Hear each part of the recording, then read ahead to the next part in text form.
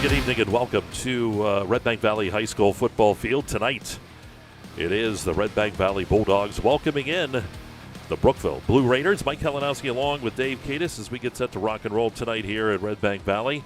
And it is the Kerle Tire Friday Night Football here on exploreClarion.com. Glad you could be with us here this evening.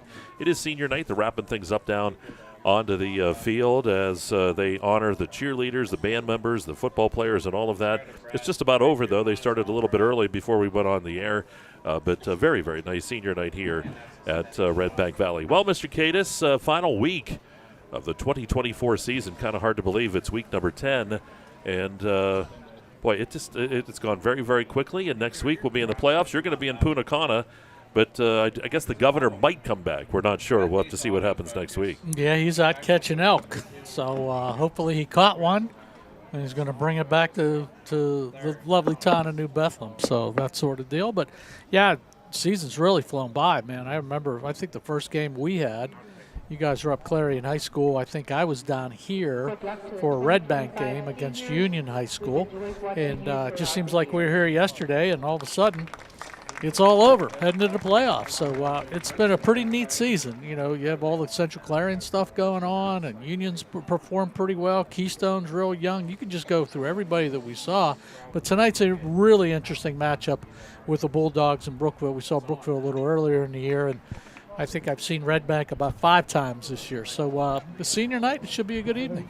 All right, so we got a lot coming your way here in the pregame show. We'll talk a little bit more about the teams that's coming up, brought to you by Brookville Equipment. We'll go around the league tonight.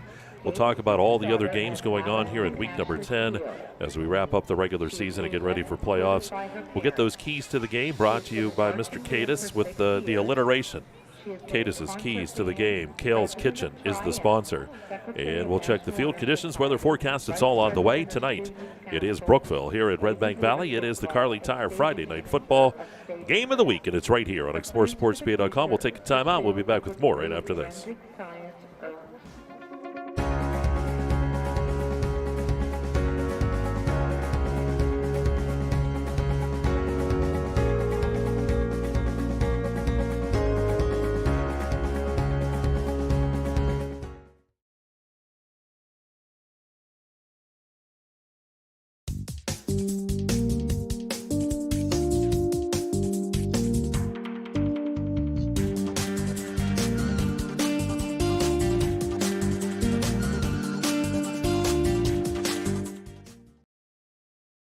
At Clarion County Community Bank, you're more than just a number. With personalized service and modern conveniences, they make banking easy. Clarion County Community Bank, where community comes first. Are you ready to boost your team spirit? Look no further than shopteamwear.com, your one-stop destination for all your school and team apparel needs. We've got you covered whether you're a die-hard fan searching for the latest gear or aiming to fundraise for your team. And here's the best part, you're in control. Choose the products and prices that work for you. Discover the ultimate apparel shopping and fundraising experience at shopteamwear.com. It's time to gear up, fundraise with ease, and make a statement together. Boost your team spirit, empower your community. Shopteamwear.com, where passion meets fashion. Need reliable plumbing or heating services? Call Luton's Plumbing and Heating. Fast, friendly, and available 24/7. Call them at 814-226-8695.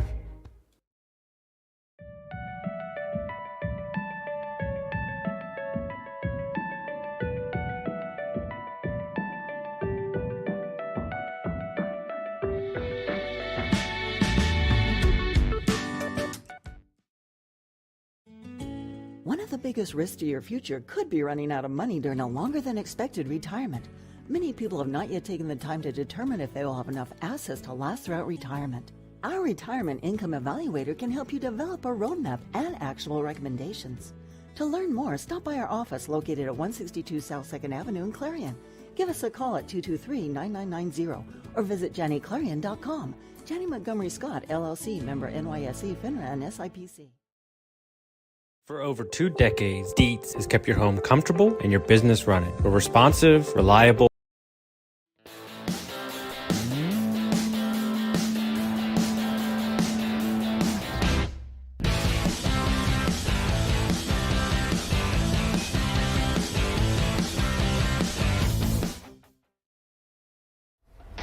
Get into a new piece of Bobcat equipment at Bobcat of Clarion this fall and take on more work for less. Visit us at bobcatofclarion.com.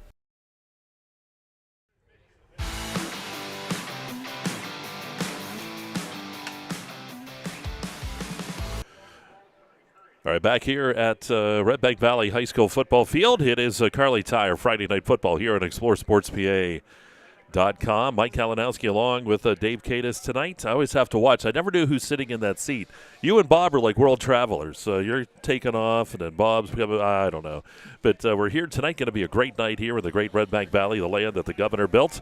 And Tyler over here on the computer tonight. We have Nico Cosma and Brett English here as well on the cameras this evening. So we're well taken care of there. Not Costanza tonight. No, Nico. And you got to understand, Nico, famous Nico, yeah. Trump together. Yeah, that Courtney goes. So we got famous guys. Here it comes in. Tough season for the Blue Raiders. They ended up, right now at 2-7 on the season. Certainly not a year that Brookville expected to have. They came in with high hopes. We saw them earlier in the year up against Central Clarion. That was that rain night where I think we finished. Long night up in Clarion a few weeks ago during the big rainstorm of 2024, basically. So we got the Brookville. Against Central Clarion. They dropped that one 55-0. But, you go in against Central Clarion, you just try to keep that score low and you try to control the ball. And it's a chance for them to get back. 5 in the conference. Not a typical Brookville year, usually in the running with everything. But the last 3 games, that was close, and then they came back and really whooped on Montauk 48-8 in that second to last. Coach Morrison just, I guess it's going to be the final game because they're not going to qualify for the playoffs, I don't believe. And, and, of course, the playoffs get started next week, and we're not sure. There was talk of a possible Clarion, and we'll let you know when we find out. And then, of course, Redbank would be in the playoffs starting next week. I think they would go on the road next week is what we heard. Tomorrow, I think tonight they're going to try to get the schedule set, but tomorrow, big one, actually, Cowdy and Keystone. Done last week against Karn City, and that score, I believe, was 51-0 down there. But, and you hear a lot of people say that score wasn't indicative. Corsetti, a quarterback, leading that team, and you got to take a look at some things in the future with Keystone. Todd Smith's done a wonderful job over there. Moved the ball on Karn City, which is a pretty good defense. They just couldn't score. I mean, that was one of the biggest things. So getting back, he let them up for 67-7. So in a really good comeback game the next week against Brashear, who they defeated 42-7. And then, it's a matter to see how Coach Gold's going to get this team ready to go tonight against Brookville. See roll anybody tonight? I could be wrong, but I think guys know your last game. You remember your last game. Even myself back in 1981, the state of Indiana played, and just something you'll never forget the rest of your life is that last game you play. All right, and again, looking at the game, going with Brookville Equipment. Thank you for their sponsorship for that. Let's go around the district here. Brought to you by Land Pro, just up the road from here in Fairmont City or Fairmont. What do you say? To 35, our first final in. Other games in District 9 tonight include St. Mary's at Karn City. Clearfield is at Bedford. Hollidaysburg, Bedford's at Kane. Tessie Mountain is at Kerwinsville. And that Coudersport Keystone game is tomorrow afternoon. And Punxsutawney at... Interesting game, too. Chris Doric's got the Flying Dutch moving up there pretty well with everything. And Coach Sirwood's coming off that big win against Keystone. So that'll be an interesting score to keep an eye on. That should be a pretty good football game. Keep an eye on that one as that one progresses tonight. All right, and again, taking a look at that schedule brought to you by Land Pro. And that, again, going around the district here tonight. It's all on the way. And it is tonight we have Brookville here at Redbank Valley. And it is Kerle Tire Friday Night Football here on exploreSportsPA.com.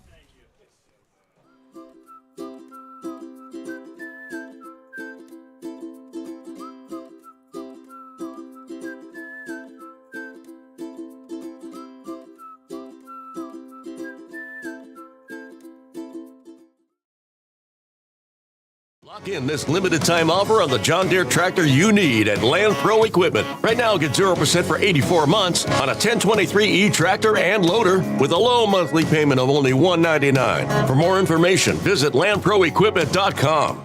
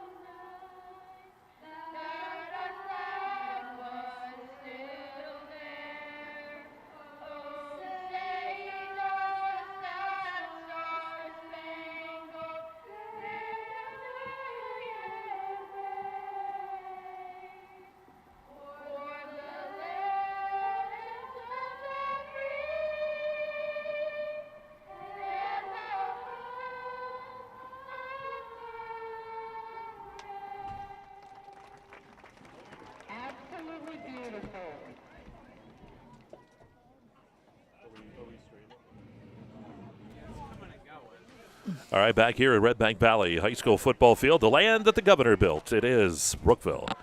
Redbank Valley, Mr. Katis, keys to this ball game. What do you think each side needs to do? Well, with Brookville senior night, you're going to get really amped up, and like I said, not sure about their playoff possibilities, but seniors take the lead in this, no doubt about trying to get the young guys going out, and I can almost hear it on the other sideline saying, hey, listen, I want to go out of here with a win tonight. You guys better play well and all of those things. So I think it'll be interesting right off the bat that we see, who's going to be a quarterback and what's going to happen, because they've gone through a couple different quarterbacks so far this year. And if they can get possession of the ball and put a couple first downs together, we might have ourselves a game tonight. For Redbank, they know where they got to do. They're going to be in the playoffs next week for sure. Coach made a couple switches too, Mike, which is pretty, big news. Jackson Huffman, who's your all-around go-to receiver and punter and all of that kind of stuff, switched his number up this week, number 72, and he's going to play some offensive line. And I believe, I'm not sure about defense, we're going to line him up, but he's going to line up as an offensive lineman tonight, so that should give the Redbank offense a little bit more power going forward and a little bit more time for Brendan Wagner to throw that football tonight. So be watching 72 here the first couple series and see how he fares against the Brookville Raiders. All right, we're getting set for the ceremonial coin toss as the players will come across the field. You see Brookville in their away white uniforms, tops and bottoms, with the blue helmet and the blue numbers. For Redbank Valley, they're in that dark gray with the red numbers. And I talked about crappy uniforms last week with Edinburgh. These are crappy when you're a broadcaster. They look great. They're beautiful uniforms, but when you're trying to broadcast, especially at night, they're far away from you, you can't see those numbers. Yeah, it's really, really tough. I know we both sat up in the press box at Memorial Stadium last week, and just it was a living nightmare, basically, man, trying to figure out who has the ball, who's what number tackled them, who's complete to, the whole 9 yards. Mike, I wanted to say one thing before the game starts. Pretty good shows.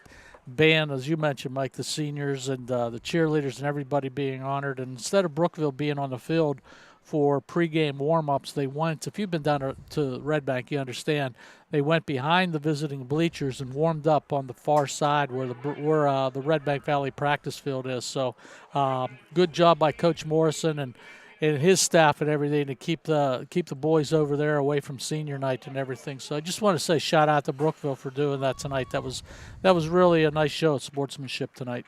You were paying attention. Who got the ball? I think Redbank's getting the ball. All right. Redbank's going to get the ball. They're going to receive it. I was looking over at Tyler.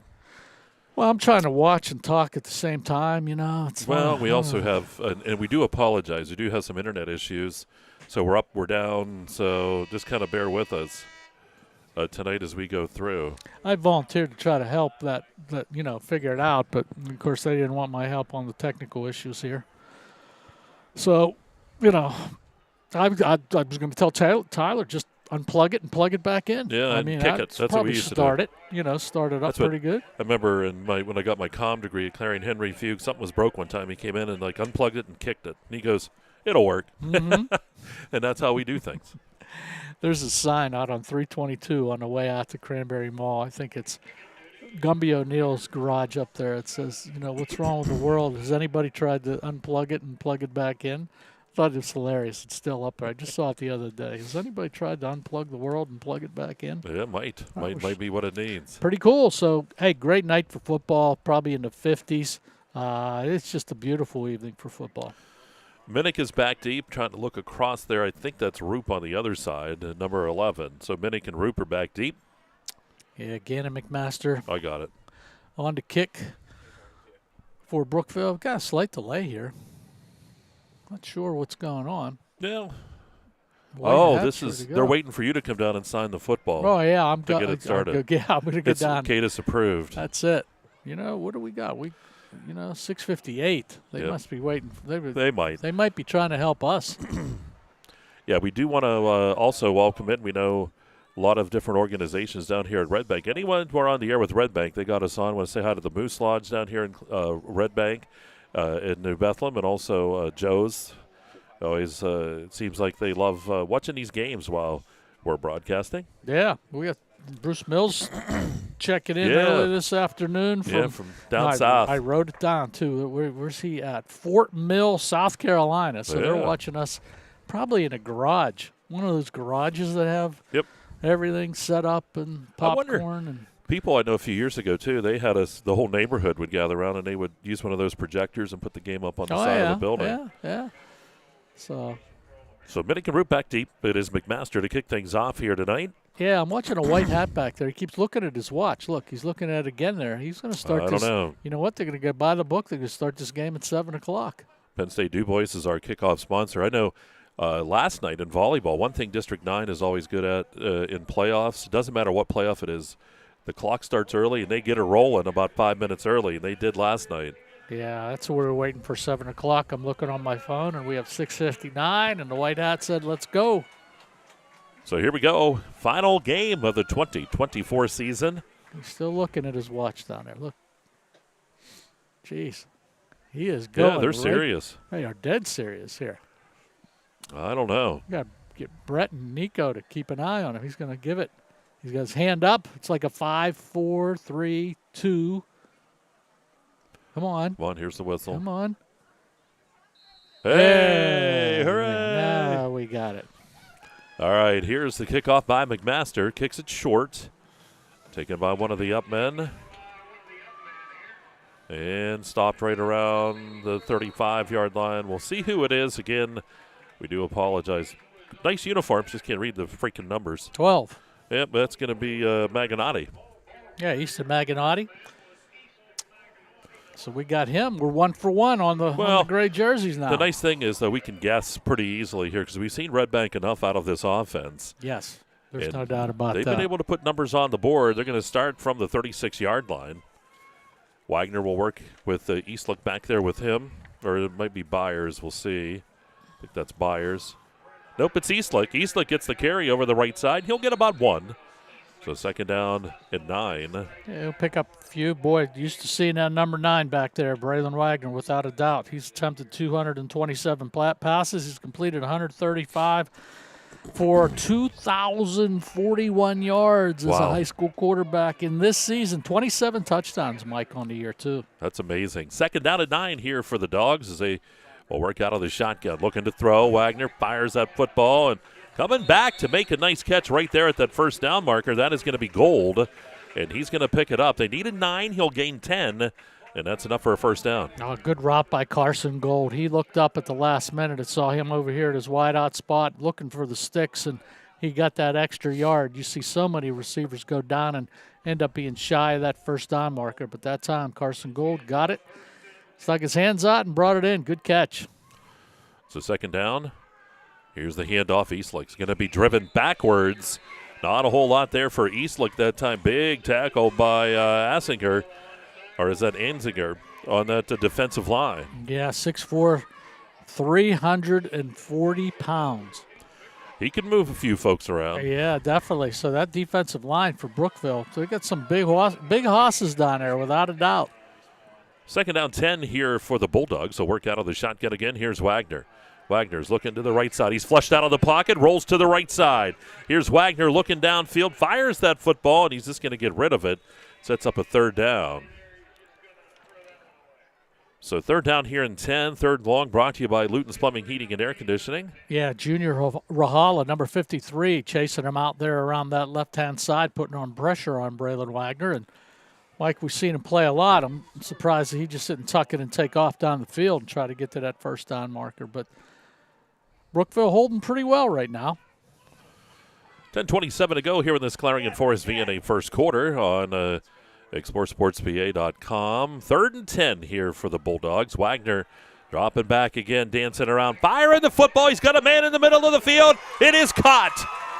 And that's a first down all the way to the 25-yard line. Is that Gold again? No, I think it's Drew Byers. Yeah, that is Byers, number 3. Great catch by Drew Byers, and what a throw by Braylon Wagner. Saw Byers break in the last minute in the middle of the field between the 2 deep safeties for Brookville. Byers able to bobble just a little bit, but pull it in, and a big passing play for Redbank. First down. Yeah, we're a little over 40 yards on the pass play there for the Bulldogs. Going to hand that off. Over the left side, here goes Eastlick. Eastlick finally hit and dropped. Good run by Eastlick. On the tackle that time was Maury for Brookville.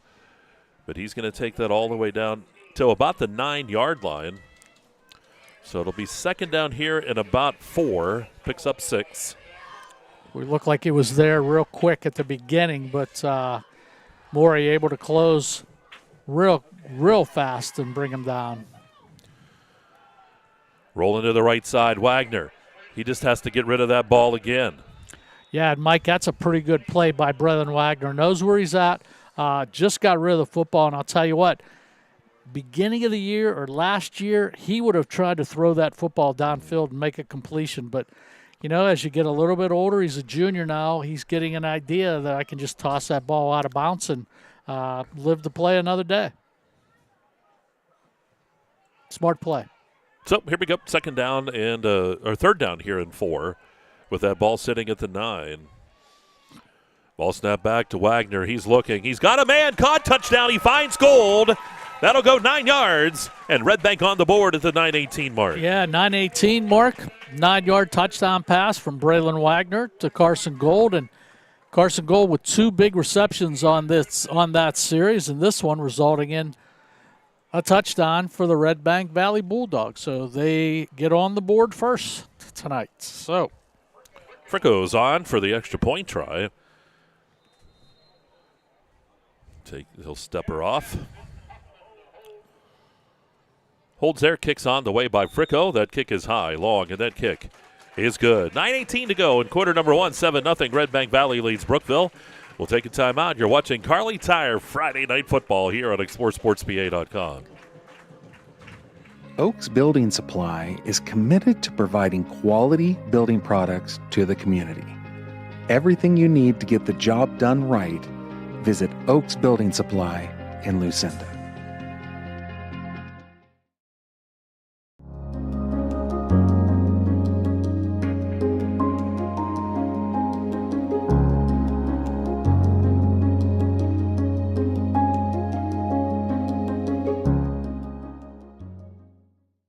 You can afford a gorgeous, custom-designed hardwood Kale's Kitchen for a lot less than you'd pay at a DIY store. Go to FactoryDirectKitchens.net. At Kale's, there are never middleman markups or hidden charges that can add 40%. Go to FactoryDirectKitchens.net. That's FactoryDirectKitchens.net.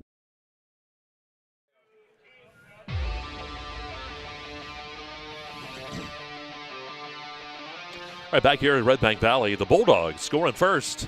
Nice pass play, goes 9 yards. Frick goes on to kick it off.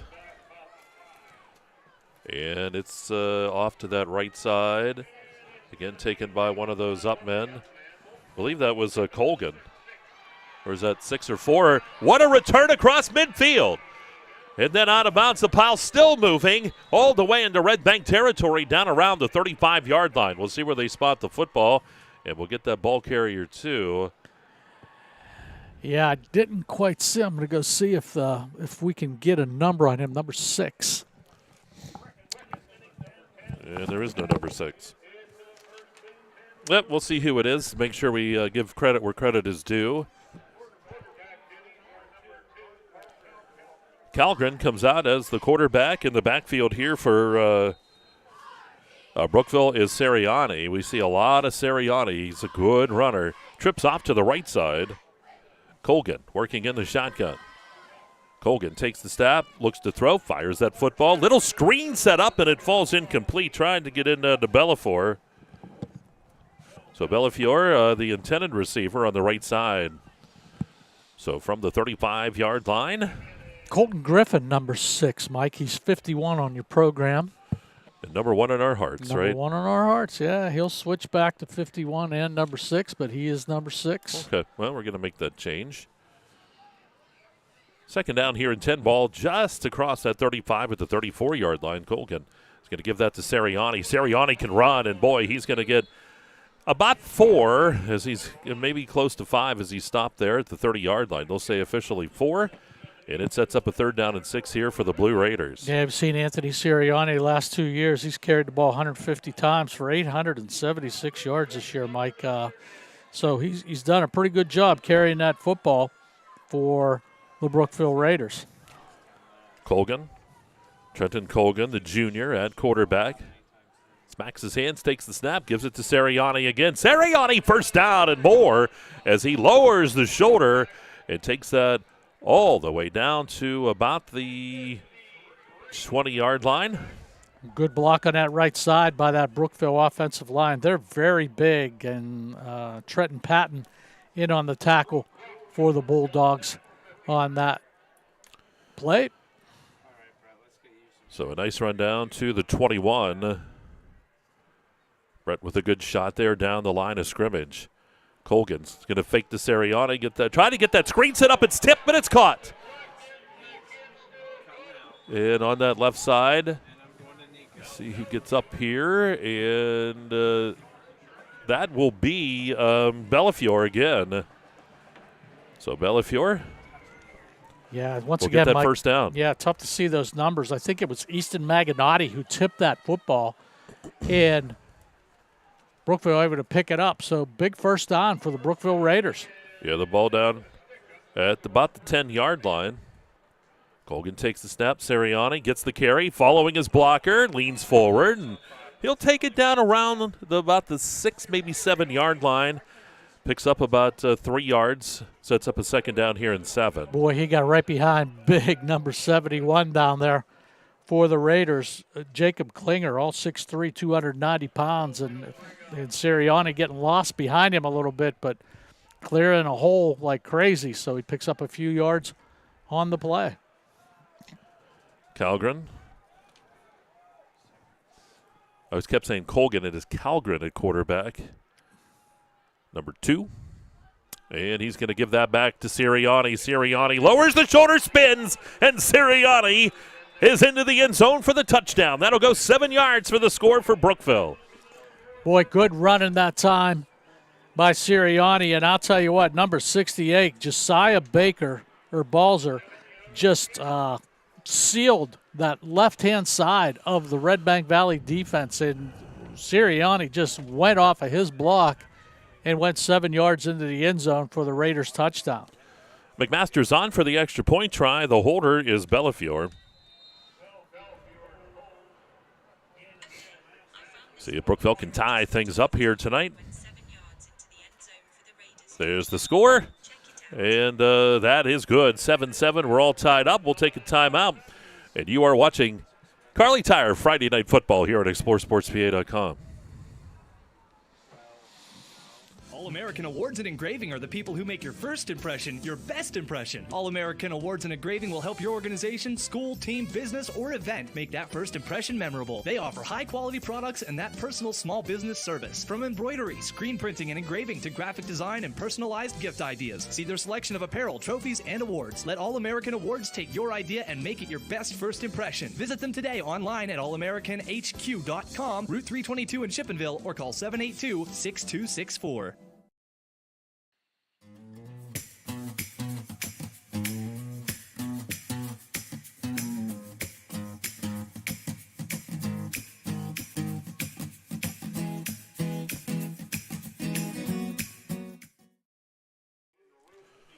So Brookville gets the ball in great field position with a short field after a great return on the kickoff. And they score as Sirianni goes 7 yards. We're all knotted here at 7. Good ball game so far, Mr. Katis. Yeah, absolutely. Both teams scored on their first possessions of the football game, so got to be pretty promising on both ends. The ball's going to be picked up down there by Minnick, and he'll bring it back up across the 30-yard line. That is where Redbank will have the football. Gavin Hanna, really put it together.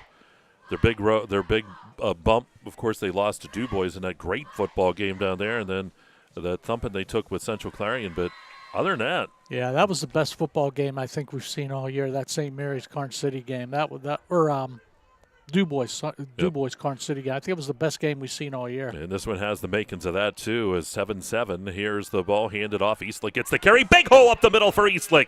Spun around, and he'll be dropped for a first down carry. He'll gain 12. And they're going to move the chains out to the 45-yard line.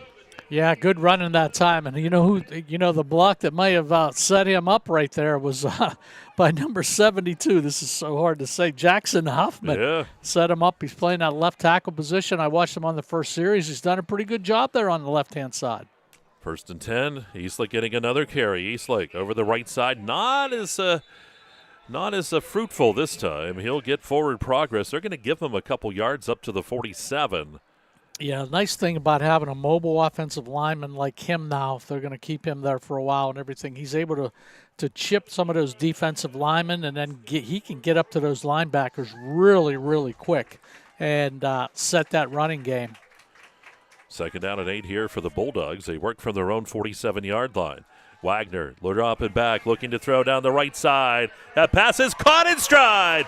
And down inside the 15-yard line, down near the 10, and getting up that. Oh, man, can't see numbers here. I think that's at 12. Oh, that's Minnick on that far side. I believe it's 10 on that far side. I'm even looking at our screen. As I said, sharp-looking uniforms. It's crappy. You can't read the numbers. I'm going to be honest with you, folks. We're old, too, and it's just like, ugh. But here we go. Ball in that Dubrook red zone. Here's the handoff to Eastlake. Eastlake's going to be hit, and he'll get down around the 4-yard line. Yeah, good running, but not able to pick up too much down there, basically. About a yard is all they're going to get there. Ball to 4, 2nd and goal.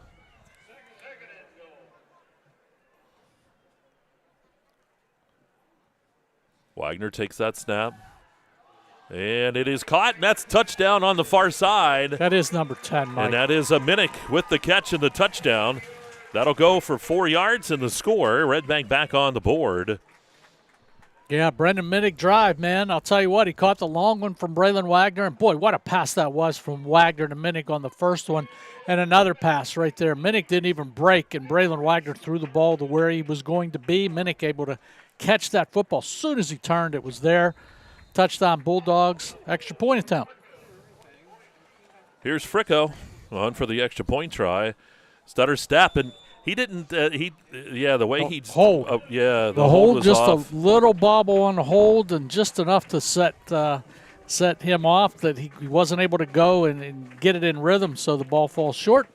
All right, so we'll take a quick timeout. 4:49 to go here in quarter number 1, 13-7 is where Redbank leads, and you are watching Kerle Tire Friday Night Football here on exploreSportsPA.com. I can't.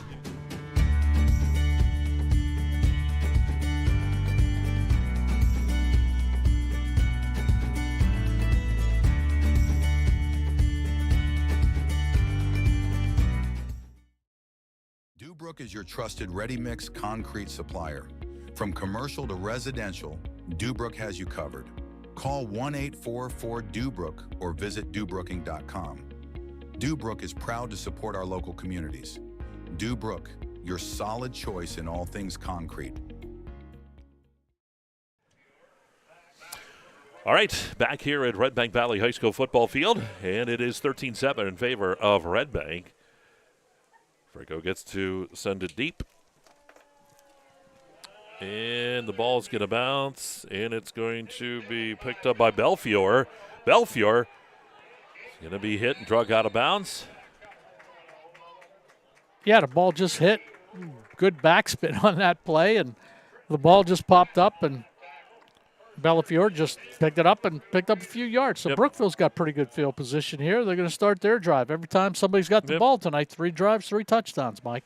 Brenton Patton was in there on the tackle that time for Redbank Valley. Parker Calgren, the sophomore quarterback, led the team. They did start with excellent field position after that kick return in that first possession. They work here. Seriani in the backfield. Some big offensive linemen for Brookville over there. Seriani gets the carry. Here's Seriani following a few blockers, lowering the shoulder. And boy, he's a nice runner. We get a flag coming in, though. It's a gain of about 7. We'll see what the flag's about. Yeah, we saw Sirianni last year, I remember, a good bit, and he's picked up where he's left off. Done a nice job for the Raiders this year. Got a lot of carries against Central Clarion in that game we saw with them. Yeah, that's right, yep. So the hold's going to back it up, sets up a 1st and 20. Yeah, and those are the type of mistakes Coach Morrison doesn't want to have this team make. They need to capitalize on every single play, baby, and they don't want to lose yardage, and that can't make him happy. Coach Morrison on their sideline.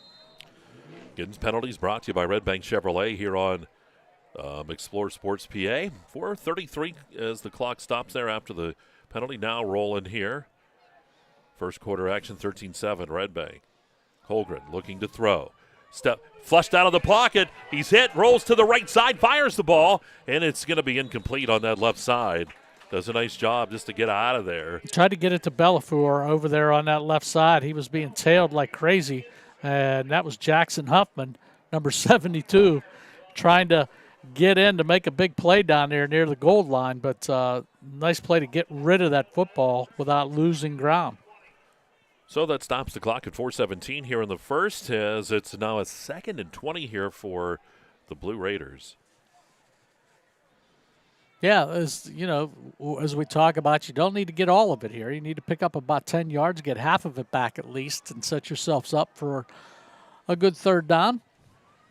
Holgren fires the ball, gets that screen set up over there to that's Bellafiore. Bellafiore pushes upfield, and he'll get back some of it. To the 21, gets 6. Yeah, you'll get about 5 or 6 on the play. That's all right. You get yourself now in about a 3rd and 15. Yeah, and I keep saying the Blue Raiders. It's just the Brookville Raiders, but I go back a long time. Oh, yeah. Yeah. So third down here and 14 or 15 here for Brookville. Couple guys in the slot here. Calgren. Redbank not playing real tight on him. Calgren rolls to this right side. That's the way he's looking, and it's batted down. Was that Huffman? Yes, it was. Number 72, Jackson Huffman batting it down. Yeah, he's just having a great defensive game so far for the Redbank Valley Bulldogs. Knocked that football down, and Brookville's going to have to punt it away, Mike. Bellafiore will go back to punt here. This is the first punt of the ball game. Punts brought to you by Janney Montgomery Scott. Want to thank them for that sponsorship. Drew Byers back deep for Redbank, and also with Rylan Roop back there, deep for the Bulldogs. He's going to run it to that right side, angles it away, and it's going to be a short kick. It'll go out right around the 42-yard line, and that is where Redbank will have it. Short field to work with 3:24 to go here in the first. Yeah, it looked like he was going to. That was mass panic here. Looked like he was going to keep it and run around this right side. I'm like, what are you doing, son? You need to kick that football away. He didn't get a good one, so Redbank's going to end up with some pretty good field position here, up here in the first quarter, 13-7. So here comes Wagner and crew. They've had success on their first couple drives. Oh, and got a little movement on that right side. Was that Byers starting a little early? That'll be a procedure penalty here against Redbank. They'll back him up 5. Yeah, Byers looked to the line and went, I don't know. He said, I thought I was supposed to take off already. Yeah. So far, they're putting together some pretty good drives, and they're moving the football at will, basically, Redbank. Ball back to the 48-yard line here for Redbank Valley. 1st and 15 for the Dogs. There's Wagner, goes right to Eastlick, and Eastlick busts through the middle. Eastlick lowers the shoulder, and he'll take that inside the 35-yard line to the 34. He picks up about 13 of that 15 yards and sets up a second down here at about 2. Yeah, Dante Morey down there, number 14, received that blow basically. A good thing, because that would have been a touchdown if he didn't step in and try to bring him down. Now Wagner looking to throw. Wagner dancing around. Wagner steps out. He's going to be hit from behind. That was Bellafiore getting him from behind. And that's a tackle for a loss there of a couple yards. Sets up a 3rd down and 4 now here for Redbank Valley. Jacob Klinger also in there for Brookville. Pretty big defensive play right there. Brings up a 3rd down, as you mentioned, Mike, for Redbank. 3rd down and 4. Looks like this could be 4-down territory here for the Bulldogs. Possibly. Trips off to the right, single receiver on the left side.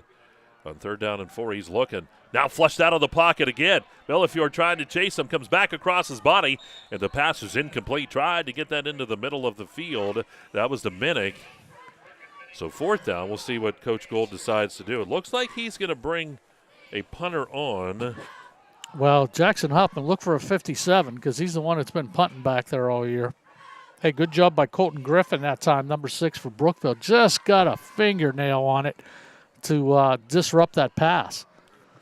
It is Huffman to punt this away. Brookville has nobody back deep, so they're really keeping an eye on Huffman. He's faked a couple this year we've seen. Yep, and he's looking to do that to the right side. He's going to throw out of it. It's caught. That's a first down on the right side. Nice job that time. 17. Making that catch was Jordan Smith if it was 17. Yep, so that will be a first down. Oh, it was 0 making the catch. Tyler keeping us honest, so that is Eastlick. So down inside. Take a look across it's at here. 50, 40, 30, right? Yeah, Ball should be I sitting don't know. They ball, need to put some hash marks on these fields. Yeah, ball should be sitting Oh, about the 29. snap gets way away.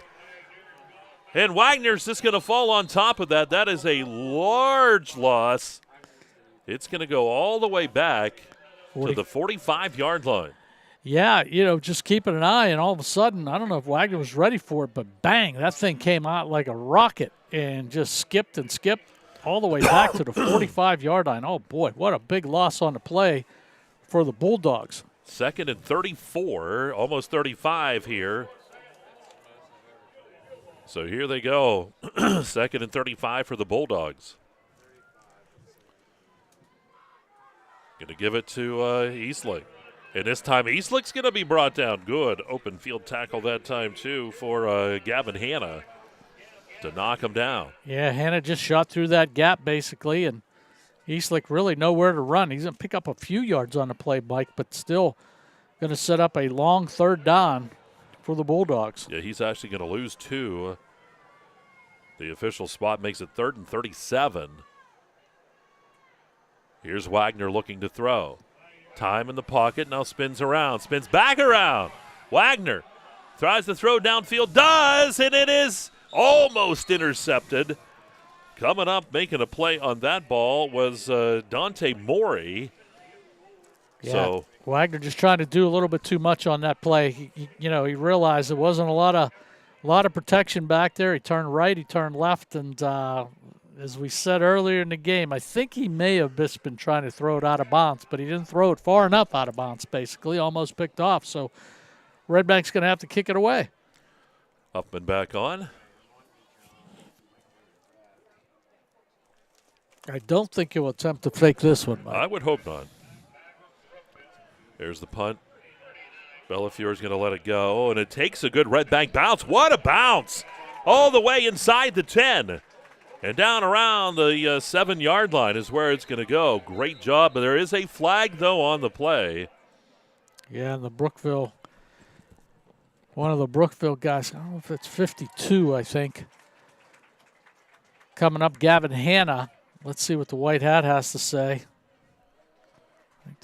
It is the personal foul. That'll give Redbank a first down. Roughing the kicker. Oh, man, big mistake for the Raiders. Boy, you stop them. You get a bad snap, you lose like 30 yards on it, and you hold them on 4th down, you punt the football away, and you run into the kicker. That's a tough one. You're playing a pretty good quarter, Mike. There's 37 seconds remaining in the first quarter, and you're playing pretty good, and now you got to turn the ball over to Braylon Wagner again. So that football rests at the 42-yard line. 1st and 10 again here for Redbank. So Redbank gets the ball back on that personal foul, roughing the kicker. Byers in the backfield now with Wagner this time. See if they go right to him. The handoff goes to Byers. Here's Byers looking for room over the right side. There's not a lot there. Nope, he's going to lose about a yard. Yeah, Junior Rahala, number 53. A couple guys had a shot at him, a few times and everything. I think Connor Ainziger had a shot at him as a backfield also, but Brookville, pretty good defensive hold right there on a first down. They're going to give him a loss of 1, Mike. Third down, or second down and 1. They don't have to snap it again if they don't want, but it looks like they're going to. Here's Wagner looking to throw. Wagner steps up into the pocket. Wagner spins around, eludes a couple guys. Still looking. Now he's going to run. Here's Wagner. Gets hit and dropped, and he'll pick up about 4 yards on that play. The tackle was by Griffin. That's Colton Griffin. Yeah, Colton Griffin. And, boy, he hit Wagner right in the shoulder, too, which don't see Braylon throwing. He's looking at his finger a little bit, but he took a pretty good shot. All right, that's the end of the first quarter. We'll go to quarter number 2. Brookville leads it here by a score of 13-7. And you're watching Kerle Tire Friday Night Football here on exploreSportsBA.com. Owners and operators, if your business depends on your truck, then we've got you covered. From simple oil changes to complete engine rebuilds, Bauer Truck Repair has the tools and the know-how to get the job done. We also offer 24-hour roadside assistance. Anywhere, anytime, any weather. Our techs are ready to get your truck fixed and back on the road. We even offer towing and load transfer services. At Bauer Truck Repair, we understand that every minute and every dollar counts. So trust your business with our business. Bauer Truck Repair, located off exit 60 in Chippenville. You can also find us online at exploreClarion.com or call us at 814-226-6023. That's 814-226-6023.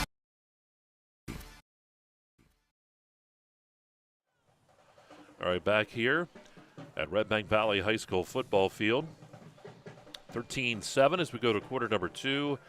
Quick scores for you. Ridgeway and Montauk tied at 6. Hey, Mike, how about this score right here? First quarter still. What is it? 31-0.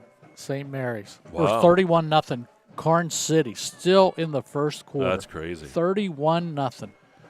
How about Central Clarion and Butler? Nothing in the second quarter. Ooh, there you go. So here we go, back to action. Wagner working out of the shotgun here for Redbank. Pumps. Now he's going to step up, looking to run again.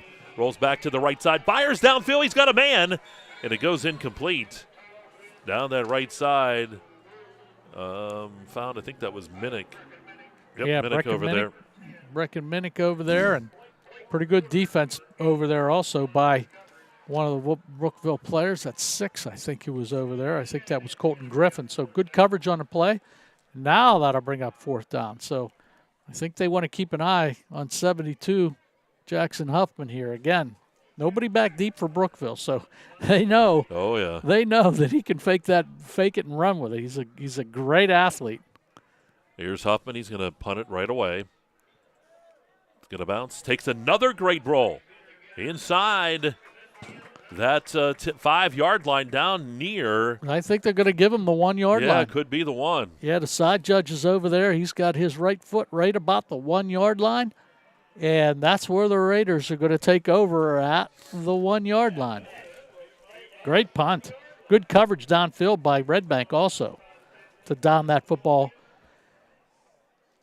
at the 1-yard line. Well, Calgren, they'll be working out of their end zone here, he and Sirianni. Long way to go. I'm giving the ball to Sirianni on the first 2 plays. Yeah, we'll see what. I don't know if I'm gutsy enough to throw the long one from the 1-yard line, but Brookville, last game of the year, you just never know. Ball snap back. He's going to hand it up. Ball down in the end zone. It's picked back up. And can he get out of there? He does. Is that Bellafor 12? I'm looking to see who gets up. No, that was 6. 6 on the carry. Again, that was Griffin.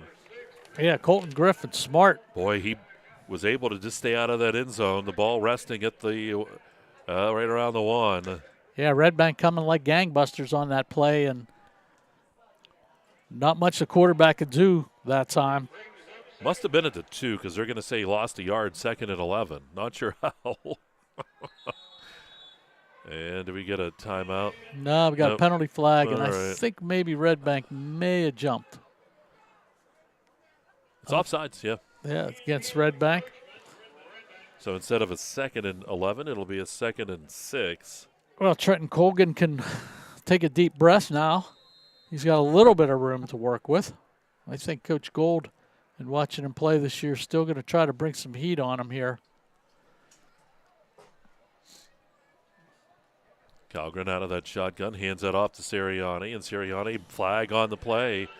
He went forward, had the first down. He needed 6. He gains about 8, but See what the call is. Yeah, the back judge running in. That's an unusual type of call from a back judge on that running play. I don't know what this could be. I'm interested. Yeah, he saw something. Yeah, he came over and picked it up. Too many men on the field? Ball was out at the 14, unless it's a sideline warning. Yep. It is. Good call, Mr. The Hall of Famer with a good call. Geez. That's great. Somebody's yapping over here on the Redbank Valley side. Yeah, because I'm thinking, what is he doing? Was he caught a hold on the, on one of the D-backs here or something? Okay. Redbank helping out the Raiders here, moving them down the field slowly, methodically. Ball's at the 14-yard line, 1st and 10. So he does pick up the 8 yards and the first down.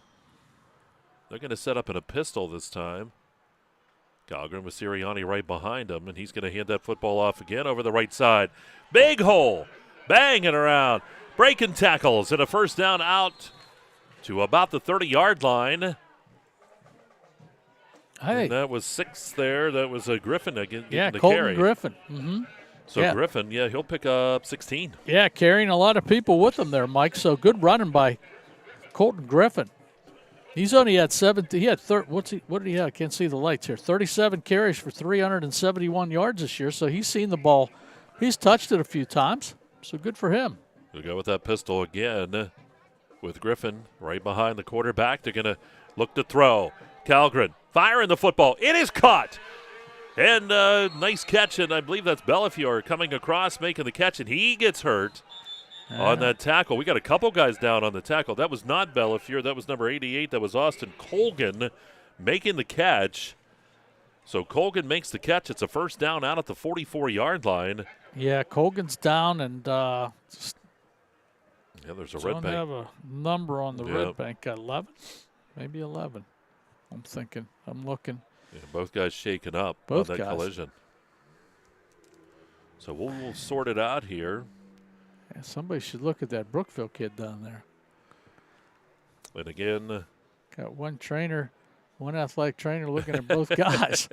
It's like, okay, it's a cramp. So Colgan gets up, goes off under his own power, and the crowd clapping. I don't know if that's well, we won't speculate we'll who see that who it is down there. Look like an 11 to me. Is it 11? That's 10. That's Minnick. That's Brecken Minnick. He's getting up. Both boys getting up and heading to the sideline. So good for them. Looks like everybody's okay. Yep. First down here for Brookville, though. And that's a first down. First downs are brought to you by Nick's Auto Body in Clarion. They do a good job. I hit a deer last year, and got me all fixed up well. But that ball rests at the 44. 1st and 10 here for the Raiders of Brookville. See, I didn't say Blue Raiders that time. I know, you're good. You're thinking of Blue Raiders. I'm trying to think, who's the Blue Raiders? They used to be. Blue Devils, Duke. No, Brookville used to be. Okay. Yeah. But all the old folks are like smiling. They like that. They were in my glory days. That's right. I was a Blue Raider when I was That was playing. me. We weren't just the Raiders. We were the Blue Raiders. Now they changed all this stuff. First and 10. La, la, la. 44-yard line. There's Griffin with the carry over the right side. Boy, banging through that line. I don't know how he got through there. Yeah, he's a tough runner, man. He's up over the 50-yard line. Picked up a big gainer on second down. Brookville's got some momentum here in the second quarter. Moving well. They started this drive. I'm going to jinx them. Okay, they started this drive at the 1-yard line. So they're halfway home. They're at the 49 of Redbank. Gain 7, 2nd down and 3 here for the Raiders. Calgren takes that snap, hands it off, and again Griffin with the carry. Redbank trying to rip at that ball, but he's going to take that for the first down. He needed 3. He'll gain 5. Boy, Mike, that offensive line for Brookville starting to take control on this drive, moving people down. Earlier in the game, you saw some of those Redbank guys making some penetration, but now the white jerseys are just pushing forward a little bit too much now. I'm giving that ball like crazy to Colton Griffin again. He's been carrying this drive, and he's a good, tough runner. Ball at the 43-yard line of Redbank. Brookville driving here. They started at their 1. Calgren takes that snap, gives it, keeps it up the middle. Goes the quarterback. And this time he surprises Redbank a little bit and gets a nice pickup here. Looks like about 7. So Calgren will pick up that. Sets up a second down here in about 3. Yeah, good play call. Coach Morrison and the offensive guys for Brookville. Didn't see that one coming. The new trend is, I didn't have that on my bingo card. Okay, I didn't have that on my bingo card, and that's the new catchphrase now. But good run and sets up a second and short for the Raiders. Trips out to the left side, single receiver to the right. Calgren lost. He handed the ball off. It's lost. There's a scrum for it. Who's going to get it? I think he got it back. Maybe he didn't. No, Redbank says they have it. And Redbank will have it. Yeah, so, number 8 coming up. Peyton Kennemuth coming off the bottom of that pile with the fumble recovery. And boy, Brookville had it running up the field. They had everything going on, but fumbled that football away, and here we go the other way with the Bulldogs. Yep, you got to see it there on the replay as the ball fumbled on the handoff. So here comes Redbank now. Brookville was driving. You said it, Mr. Katis. I think you jinxed them. 7:35 to go here in the second. 13-7 Redbank. And Coach Gold likes to take advantage of some of these things real quick, but they're going to keep it on the ground. Yep, that's Eastlick getting the carry. And Eastlick will get about 1 is all. Second down and 9. It's good to see number 88, Austin Colgan, back in the football game for Brookville. He was injured a little earlier. Pretty easy to find him. He's got the pink socks down there. I haven't seen if Brecken Minnick was back in. I think he is. He's down here at the bottom of the screen. So good to see. Those two are matched up together, 88 and 10. Wagner looking to throw. Right side. Got a man down the sideline. Caught by Root. First down across midfield and down near the 45-yard line. Wow, good throw by Wagner. That's where he was going the whole time. He stepped back and he eyed up number 11 the whole time and threw it just enough over that defensive back for Brookville for him to pick up a first down. 17 yards on the pass play, and they're set up at the 45 here of the Raiders. 7 minutes to go in this second. Wagner faking. Spins it out, caught, and a loss on the play. They tried to get that screen set up on the left side. Anthony Sirianni, number 25, stepping up to make that. He read that the entire way. That was Roop over there with the catch. Yep, read that the entire way, saw it coming, fought off the block, and brought him down over there. So pretty good defensive play by Sirianni. Can do it on offense and do it on defense. Second down and 12. 2-yard loss back to the 47. Twins on each side here for Minnick, or for Wagner. It's Minnick on the right side. You're going to send Roop in motion, or that's Byers in motion. And on the slant to the left side, it's going to go incomplete. Yeah, you know what? I'm trying. What number we got on? Is that? I don't know. I know we're having all. Everyone having does. You know what? And if you don't want, I always say, if you don't want us to know your numbers, wear these kind of uniforms. Yeah, it's tough to see. We try. You know what? It was gold, number 7. Yeah, on that far side. But you know what? We're so used to seeing Jackson Huffman run that slant route, and that's Wagner's. Earlier in the year, that was just a to-go route. I mean, that was just a go-to play, but that time gold. Wagner looking to throw. Lots of time here. Firing down the field. Wide open is gold. Caught. Touchdown. Oh, that's Byers with the touchdown. Yeah, Byers, number 3. So Byers with the touchdown. 47 yards, yep. Mike. 47-yard touchdown pass. So with 6:05 to go here in the third, Redbank back on the board. Yeah, and he was just able to get that ball. And I'll tell you, we both looked up, I think, at the same time, and we saw him running right down in the middle of the football field, and Wagner just threw it. It's like he could have basically fair caught that ball at the 5-yard line. Nobody around him. A little blown coverage for Brookville. Now Redbank's going to try too, Mike. They're going to run that banana bunch on the left side for the 2-point conversion. Wagner fires it to the left side. It is caught, and the 2-point conversion is good. So that will make it 21-7. Rylan Roop on that 2-point conversion. Okay. 21-7. Redbank leads. Brookville will take a timeout. It is Kerle Tire Friday Night Football here on exploreSportsPA.com.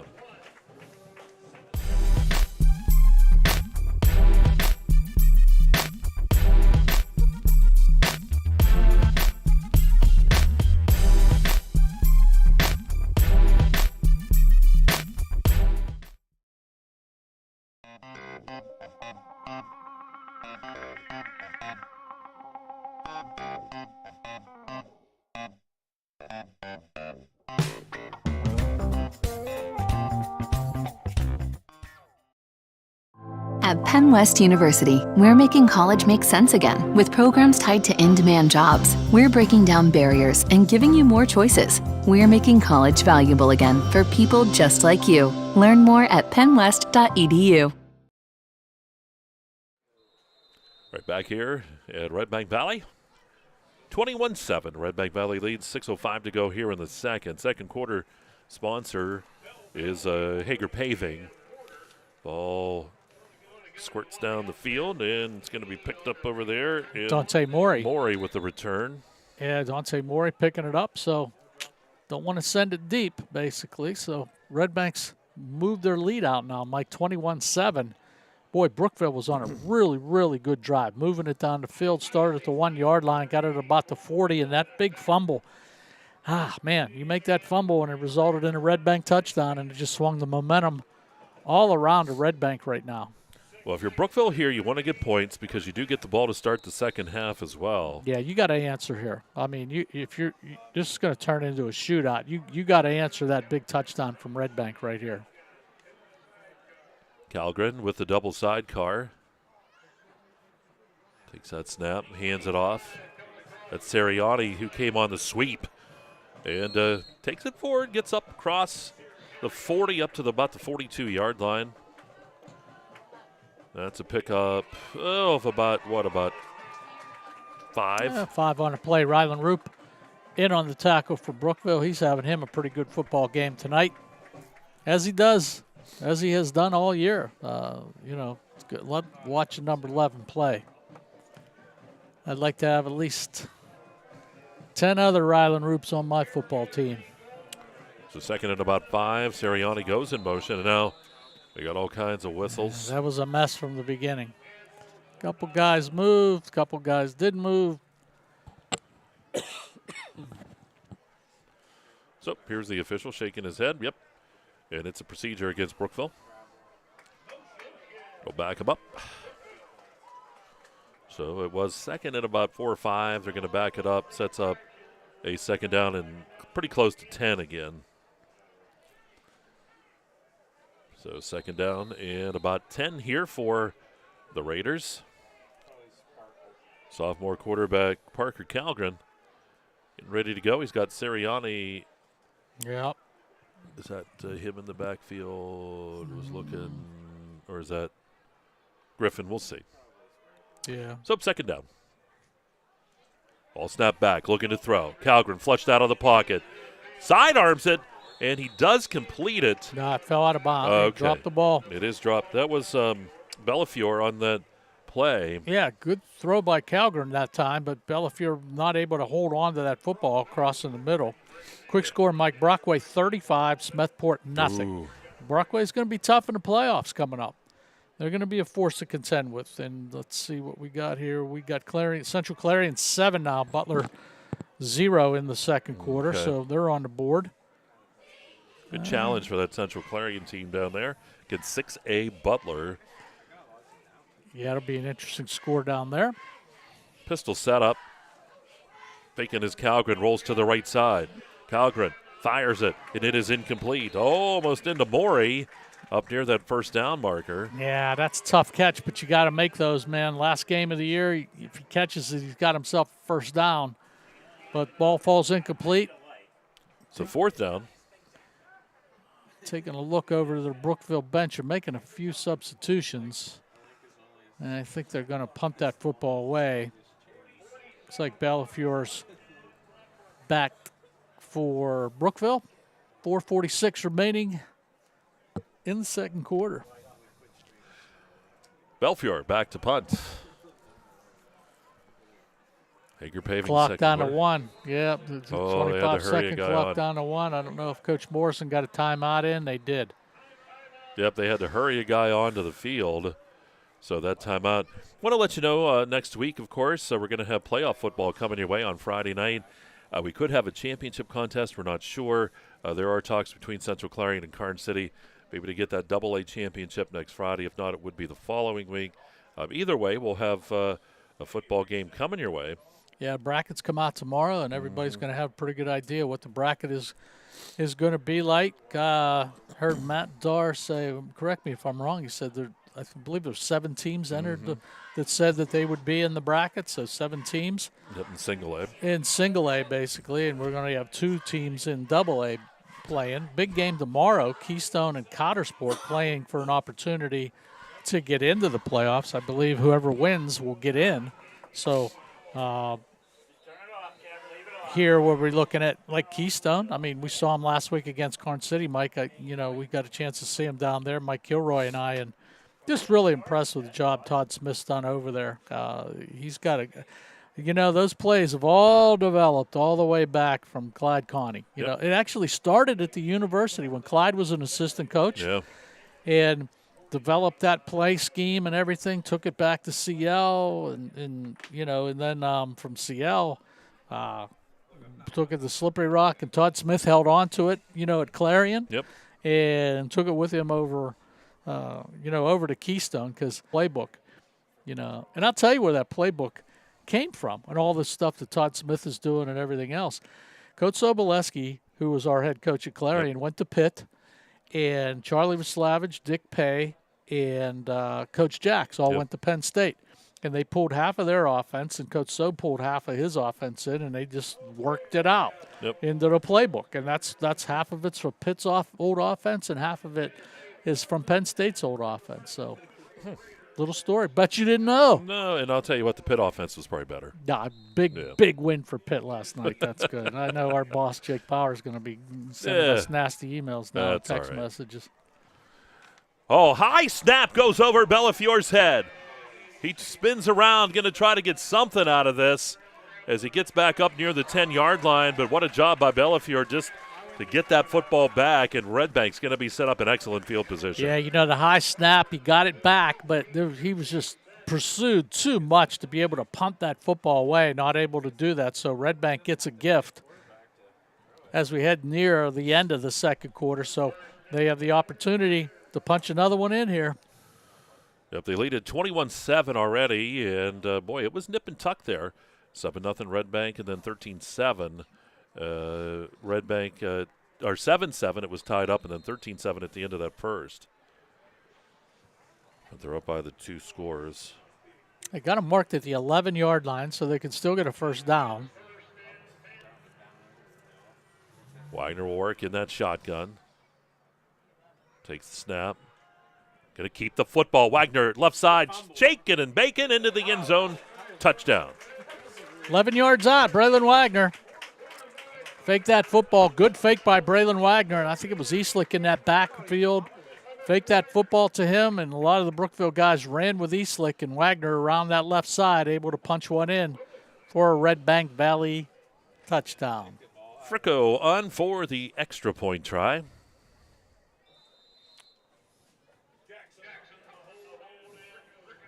Here's Fricko. Good hold. Kick this time on the way, and the kick by Fricko is high, long, and that kick is good. 28-7. Redbank leads Brookville here with 4:31 to go in quarter number 2. You're watching Kerle Tire Friday Night Football here on exploreSportsPA.com. Yes. I chose MPRC because it was great to have a local, affordable option here in northwestern Pennsylvania. I live in this community, and I wanted to stay in this community. Learn more at discovernprc.org. At Clarion Forest VNA, we bring compassionate care to your doorstep. From skilled nursing to hospice services, we're here for you and your loved ones. Clarion Forest VNA, your trusted partner in home health care.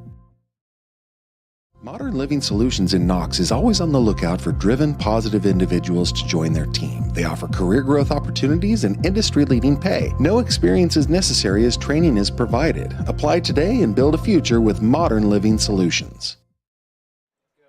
All right, back here in the great Redbank Valley, 28-7 the score. Here is Redbank leads Brookville. Here's the kickoff by Fricko, and it's going to take a couple bounces and goes out of bounds. It'll come out to the 35 is where they'll have it. So much kicks go out of bounds. So many of them. I mean, just I don't know if it's they're keep it away from the back guys. Don't send it to the deep guys back there. We're just going to kick it out of bounds and live to play another day. If I'm coaching, Mike, I'm making that kicker kick it again and again and again until he puts it in play. Quick score update for you. Ascendance Trucking, the old Zocro Motors. Score update, Central Clarion 7, Butler 6 now. That in the second quarter. Battle of old coach and player, and then coaches, Davey Eggleton and Coach Christie down at Butler. So that has a few storylines. Saw that article Mike Kilroy wrote this week. Excellent. Boy, Kilroy does a good job. Oh, he's outstanding. Yeah, but don't tell him I said that, though. Oh, I won't. Okay. Everybody out there, too. Here's the handoff. And I think that was Sirianni, but we'll see. Yeah, got tripped up a little bit, Sirianni, and Coach Morrison keeping her on the ground here. Don't want to make any mistakes. They put together a pretty good drive, about 55 yards of it. A few drives ago, and see if Brookville can get that back. Had a lot of success with Colton Griffin back there, number 6. Now they've moved him out. Sirianni, the only back there, just threw off his gloves. A little damp, basically, and threw them behind the line of scrimmage here. Second down and 8. Yeah, things just weren't right, and Brookville's going to call a timeout. Yep, he's going to go back and grab those gloves. 3:43 to go here in this first half.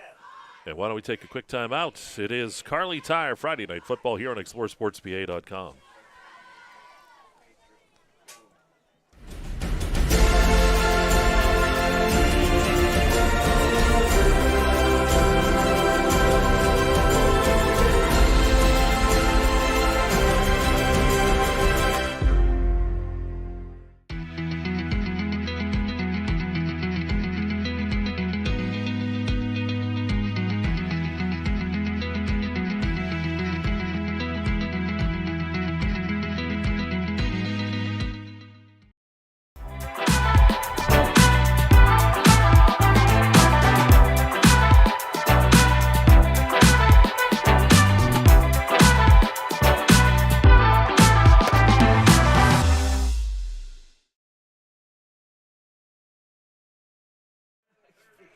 Right back here to action. Brookville faces a second down and 8. They had to use a timeout there. Calgren barking the signals. Now checks with the armband.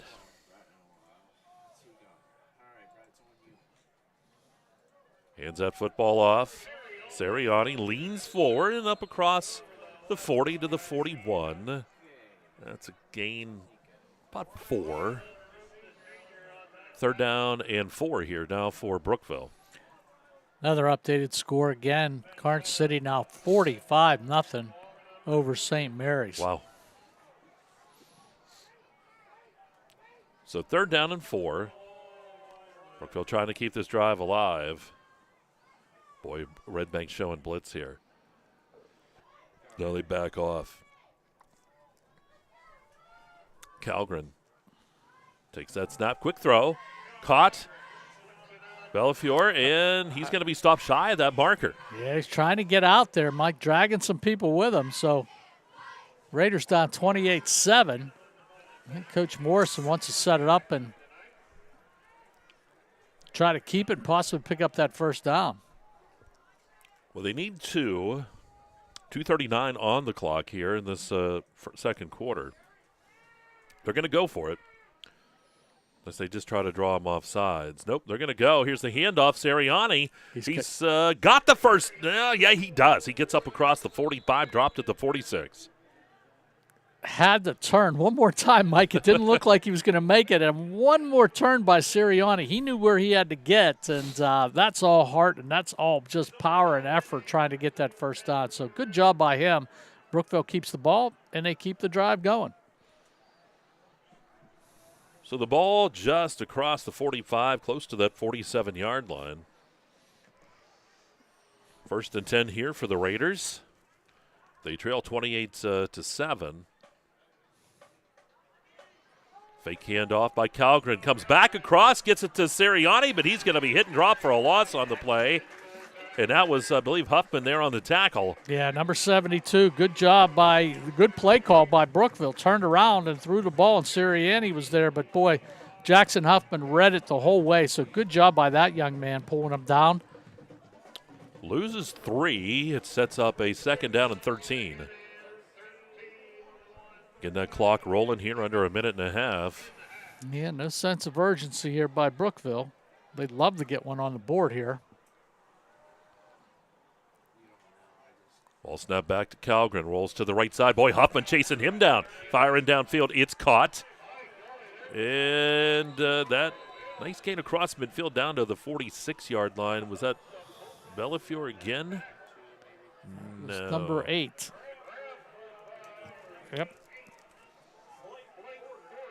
Blake Porter, number 8 for Brookville. Porter, I don't have a number 8 for Brookville, so we're going to put 8 and Porter down.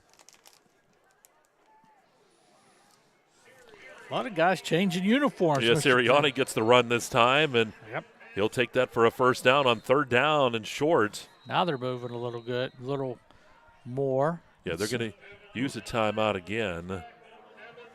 Yeah, they will with 42 seconds left. So nice little pass that time in the middle of the football field.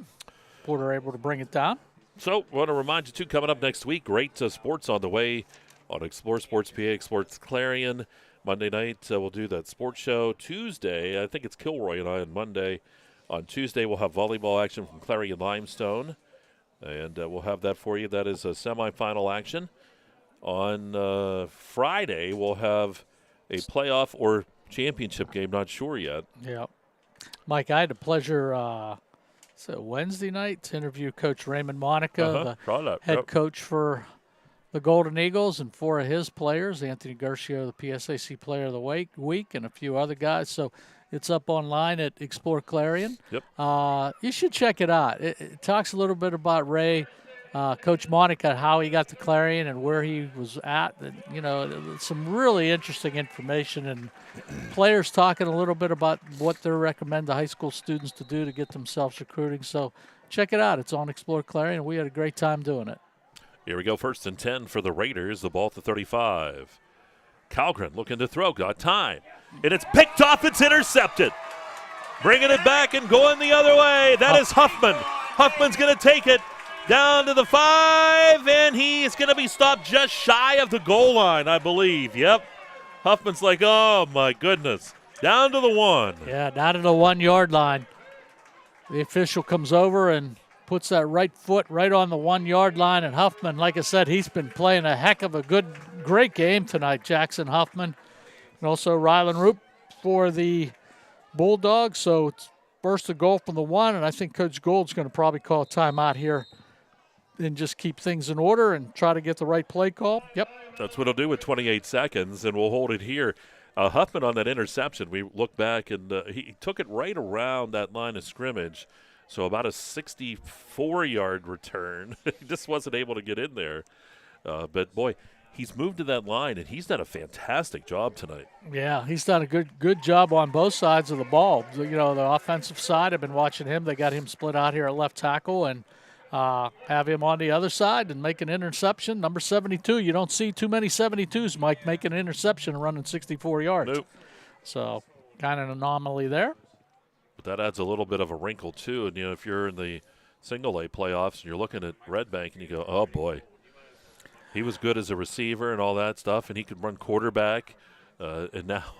Yeah, if you have a Swiss Army knife award in this conference, he's going to win it because he's played almost every position and just an all-around athlete. There you go. You created a brand-new award. That's it. And guess what? He's the a junior. Swiss Army Knife Award. He's a junior, and he's going to be back next year, and that'll be good to see. He'll progress a little bit, and Coach Gould will tighten up some offensive linemen, I believe, and see Huffman back out at a wide-out position or somewhere else. Who knows?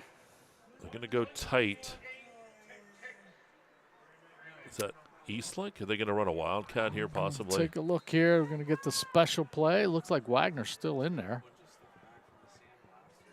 Huffman's going to take the sneak and try to get in, and he is going to get in. Yeah, he'll take that and score. They let him play that backup quarterback position, Mike. He ran it 64 yards. You might as well give it to him one more time. Why not? And that's what Coach Gold did, and Redbank extends their lead now. So Redbank getting that score after the interception, and Huffman gets the 1 yard run. Go on to attempt the extra point. And, of course, Huffman back out there holding. Yeah, I know. He could pick it up and run for 2. Extra point. Kick is up. That kick is high, long, and that kick is no good. Yeah, little left. So little left. 34-7. 23 seconds to go here in this quarter. We'll take a break. And you're watching Kerle Tire Friday Night Football here on exploreClarion.com.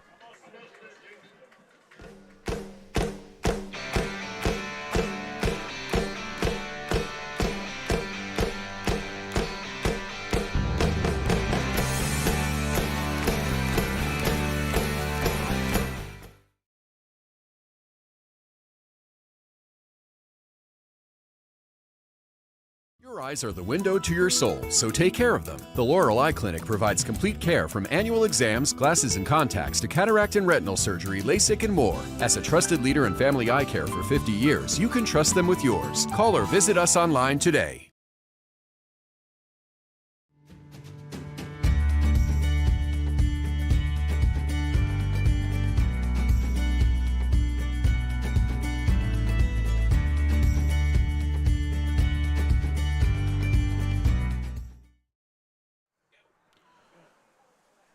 And the kick taken by one of the up men there. That was Colgan. And Colgan on the return this time. He gets hit and knocked around as Redbank kicks it off. Ball out around the 33-yard line. So 15 seconds. I don't know. You're down here in the ball game. You're down 34-7. Do you take a shot here, or do you just go in at halftime, come out, you do get the ball back? No. Let's get in the locker room. Let's figure what we want to do here. Let's hand it off to Sirianni. If you bust one, we're okay. We don't have any timeouts, but you've seen some stranger things going. Coach Gold from Redbank, of course, is going to call a timeout just to shore up his defense a little bit. Doesn't want anybody to go out there and hit a big one on him. So yeah, they'll talk her over here. Yeah, they'll talk it over. Brookville come out and they'll take a knee or they'll hand it off. Well, we'll see. Good strategy, most likely. So. And as we said, lots of stuff coming your way next week here on EYT Media, and stay tuned. I'm always on exploreClarion.com and Explore Sports. Mm-hmm. Yeah, Mike, that A bracket is going to be interesting. Because you got some teams in there and everything. Union's going to be in there. Brockway's putting up a bunch of points tonight. Redbank's going to be in there. So there's going to be some pretty good games in that double A bracket, especially early games. Nobody really dominating in that bracket too much. So could be a surprise team coming out of there. If you make it in the playoffs, you never know what could happen. So that's going to be an interesting bracket to see. And I'll tell you what, Corn City's putting up a lot of points. And they're going to get another shot at Central Clarion. And I bet you they're just steaming down there. Can't wait to get that extra shot at them. So the way they're moving the ball and running the ball, it might be I'd say it's going to be a little closer this time. And that should be a good football game between those two. Calgren takes the snap. Going to give that to Sirianni. Nope, he's going to keep it. He'll go right up the gut. Calgren will take it for about 9 yards, but that'll be, as that clock runs, it should be the end of the quarter. Yeah, they have had no timeouts on the Brookville side, so you can see the players from Brookville heading over to the locker room side, and that'll do it. All right, so we will take a timeout. Coming up, the Heater Lumber halftime show. We'll have that for you. We'll give a listen to the bands, and we'll talk a little bit about the second half, get you caught up on scores. All of it's coming up here and at halftime. It is 34-7 with Redbank leading Brookville, and you're watching Kerle Tire Friday Night Football here on exploreSportsPA.com. All-American Awards in Engraving are the people who make your first impression your best impression. All-American Awards in Engraving will help your organization, school, team, business, or event make that first impression memorable. They offer high-quality products and that personal small business service. From embroidery, screen printing, and engraving to graphic design and personalized gift ideas. See their selection of apparel, trophies, and awards. Let All-American Awards take your idea and make it your best first impression. Visit them today online at allamericanhq.com, Route 322 in Chippenville, or call 782-6264. The Cooper Discoverer Road Plus Trail AT, our most trusted truck tire, is now better than ever and available for your truck or SUV. They're designed for the reliability and durability to find adventure beyond the pavement and are backed by a Cooper mileage warranty of up to 65,000 miles. Learn more about the reliable Discoverer Road Plus Trail AT at exploreClarion.com. Count on Cooper. Or stop by Kerle Tires in Clarion. Kerle Tires, the area's largest selection of tires. Owners and operators, if your business depends on your truck, then we've got you covered. From simple oil changes to complete engine rebuilds, Bauer Truck Repair has the tools and the know-how to get the job done. We also offer 24-hour roadside assistance. Anywhere, anytime, any weather. Our techs are ready to get your truck fixed and back on the road. We even offer towing and load transfer services. At Bauer Truck Repair, we understand that every minute and every dollar counts. So trust your business with our business. Bauer Truck Repair, located off exit 60 in Chippenville. You can also find us online at exploreClarion.com or call us at 814-226-6023. That's 814-226-6023. This is how far we'll go to detect lung cancer. 5 millimeters, and a chest x-ray can't see it. Independence Health System uses low-dose CT scanning and advanced visualization to detect and treat lung cancer at its earliest stage, leading to more treatment options and potentially better outcomes. Early, accurate, and advanced detection and therapy, all available at Independence Health System. Expert care here. Are you ready to boost your team spirit? Look no further than shopteamwear.com, your one-stop destination for all your school and team apparel needs. We've got you covered whether you're a die-hard fan searching for the latest gear or aiming to fundraise for your team. And here's the best part, you're in control. Choose the products and prices that work for you. Discover the ultimate apparel shopping and fundraising experience at shopteamwear.com. It's time to gear up, fundraise with ease, and make a statement together. Boost your team spirit, empower your community. Shopteamwear.com, where passion meets fashion. For expert healthcare, visit Primary Health Network's Clarion Community Health Center. Since 2014, we've provided family medicine, behavioral health, dental care, and walk-ins, all under one roof. Primary Health Network's Clarion Health Center is located at 30 Pinnacle Drive. Learn more at primary-health.net. Brookville Equipment is a world-class manufacturer, designing and building the latest in transportation technology. Our team of engineers, machinists, welders, assemblers, and many more are always pushing the limit. Brookville Equipment, doing what we do best for over 100 years, and proud to support high school athletics. I chose MPRC because it was great to have a local, affordable option here in northwestern Pennsylvania. I live in this community, and I wanted to stay in this community. Learn more at discovernprc.org.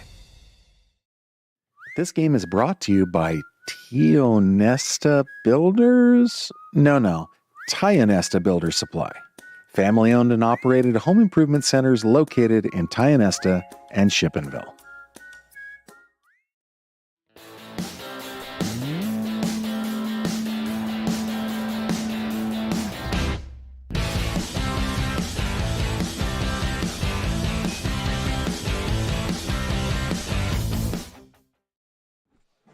And welcome back here to Redbank Valley Football Field. It is the Heater Lumber Halftime Show here on exploreSportsPA.com.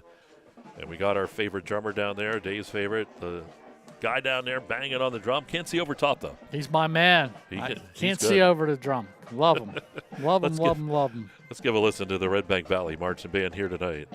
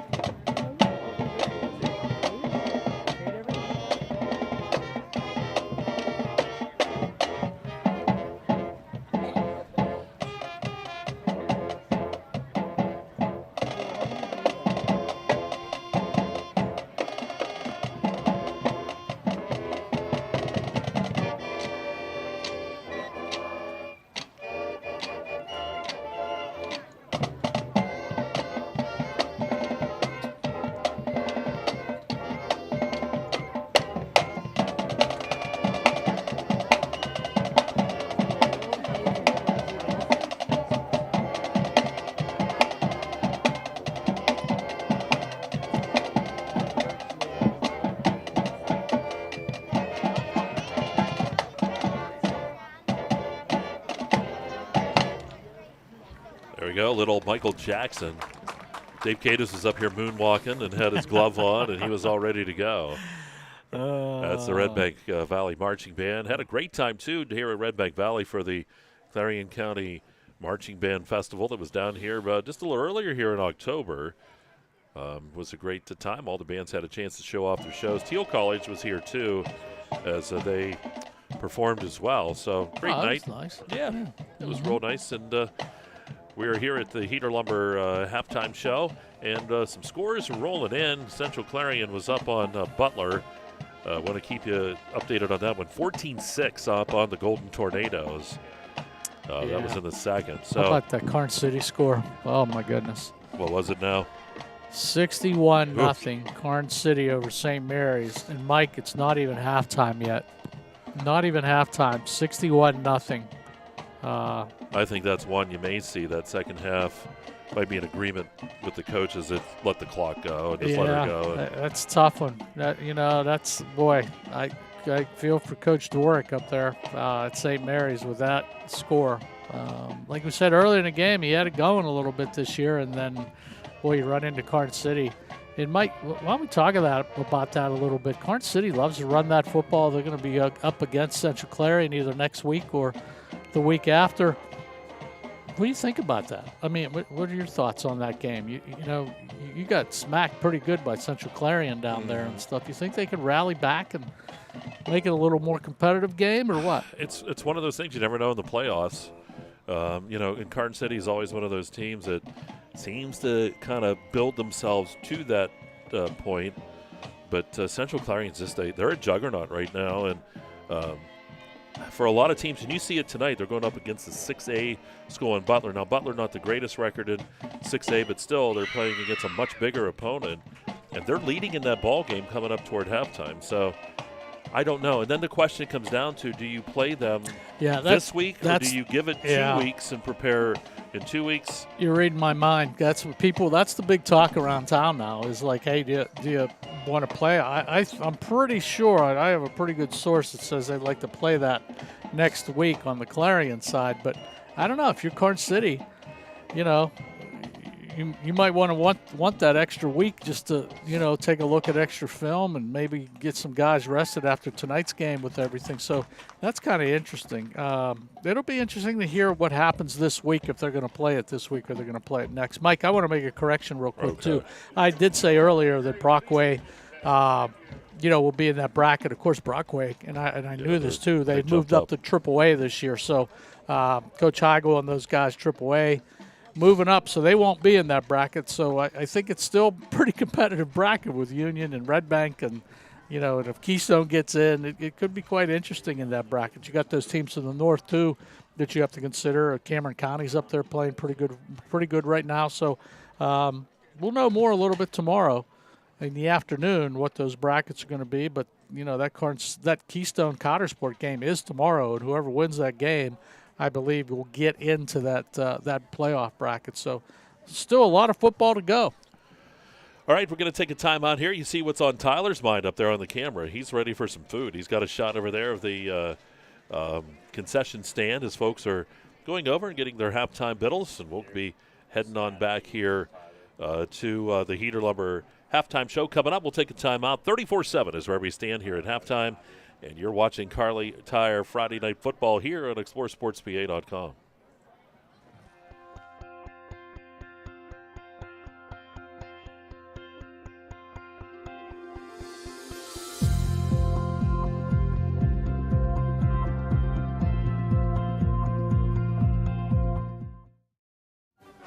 Best of luck this season to all our local football teams.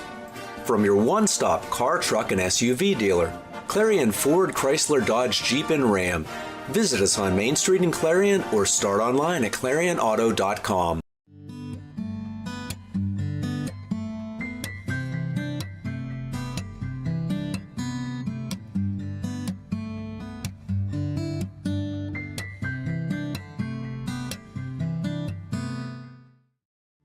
Discover Regen RX, specializing in regenerative orthopedic medicine and aesthetics. Feel better, move better, look better. Visit regenrxhealth.com. Hi, my name is Jason, and welcome to Sweet Basil. Come on in.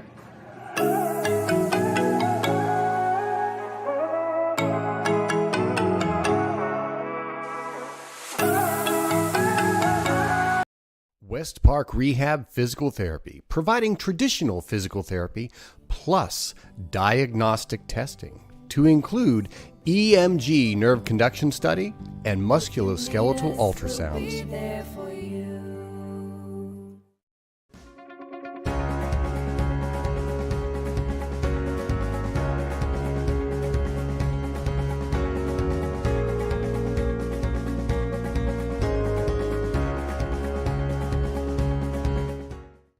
In this limited time offer on the John Deere tractor you need at Land Pro Equipment. Right now, get 0% for 84 months on a 1023E tractor and loader with a low monthly payment of only $199. For more information, visit LandProEquipment.com.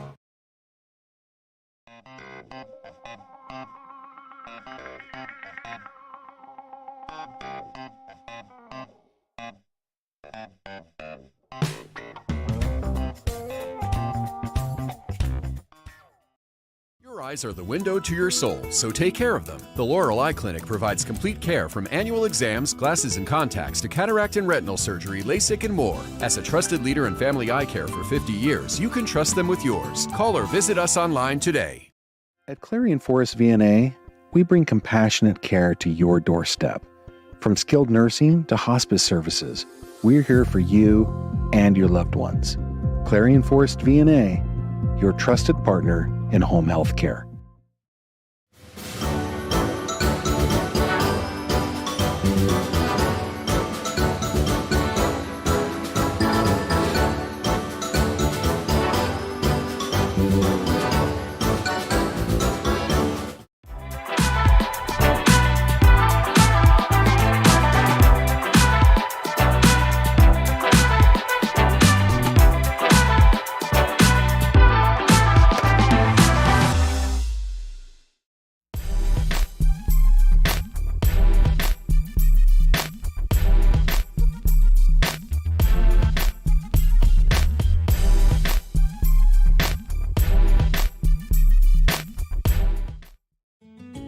One of the biggest risks to your future could be running out of money during a longer than expected retirement. Many people have not yet taken the time to determine if they will have enough assets to last throughout retirement. Our Retirement Income Evaluator can help you develop a roadmap and actionable recommendations. To learn more, stop by our office located at 162 South 2nd Avenue in Clarion. Give us a call at 223-9990 or visit JannyClarion.com. Janney Montgomery Scott, LLC, member NYSE, FINRA, and SIPC. You can afford a gorgeous custom-designed hardwood Kerle's kitchen for a lot less than you'd pay at a DIY store. Go to FactoryDirectKitchens.net. At Kerle's, there are never middleman markups or hidden charges that can add 40%. Go to FactoryDirectKitchens.net. That's FactoryDirectKitchens.net.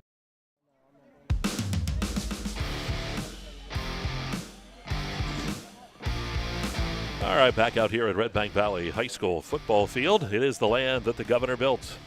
6:39 to go here in this halftime, and a good shot of the crowd over there, the Brookville crowd. Still hanging in there, enjoying the ball game tonight here at Redbank Valley. They traveled pretty well tonight, coming right down the road. Yeah, they a sure bit. did. And do want to mention, too, some scores again from last night. The U-Birds, how about them? Big win over Reynolds by a score of 50-35. Union AC Valley playing some good football here toward the end of the season. Also, Central Clarion was up on Butler 14-6 in the second quarter. That, I believe, should be about halftime now.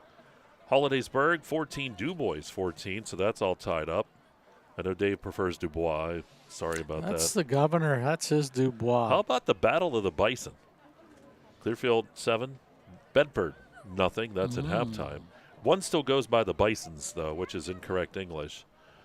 But that's okay. That's Bedford. They're out there. They can do whatever they want, right? Mm-hmm. Brett's over here going, nope. Oh, and there we go. We got a shot of Tyler. He's got the Bison pants on as he's coming across the track. The track down there. I was looking to see. Oh, he even stopped, did a little pirouette for you. Yeah. Do a spin. Oh, there he goes. He's going to spin. Look at those Bison pants. It took seven Bison. to make those pants. To take that. He got a call from PETA. And they said, and now we got a shot up here of Dave and I. You can't. Yeah, we're around. There we go. Waving. There we go. Us.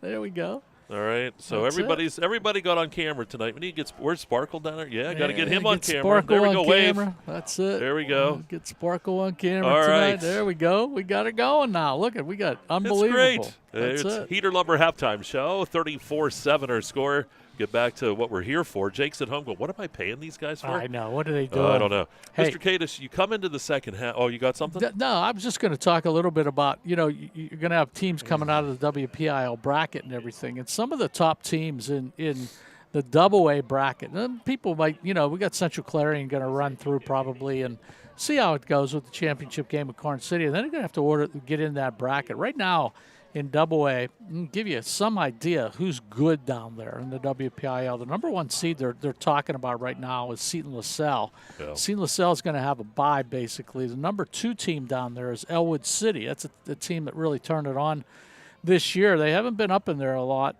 so they're the number 2 seed. South Park is the number 3 seed down there. So you got some other ones. South Allegheny. Down there, it's a pretty good team. Mohawk and Riverside are in that bracket. So that's that's a pretty strong bracket coming out of the WPIL at that level. Coming out of Single A, we talked last year. Guess who's the number 1 team again in Single A? Fort Cherry. Yeah, I was going to say it has to be Fort Cherry. Redbank ran up against Fort Cherry last year with a chance to go to the state championship. So they're still number 1 in the WPIAL down there. So they're number 1. A couple other teams down there. Tri-County South. Clairton is ranked the number 2 team in the WPIL at this moment. And then Bishop Canavan, number 3 team in the WPIL single-A bracket. So there's some teams there in the Shannock and Laurel.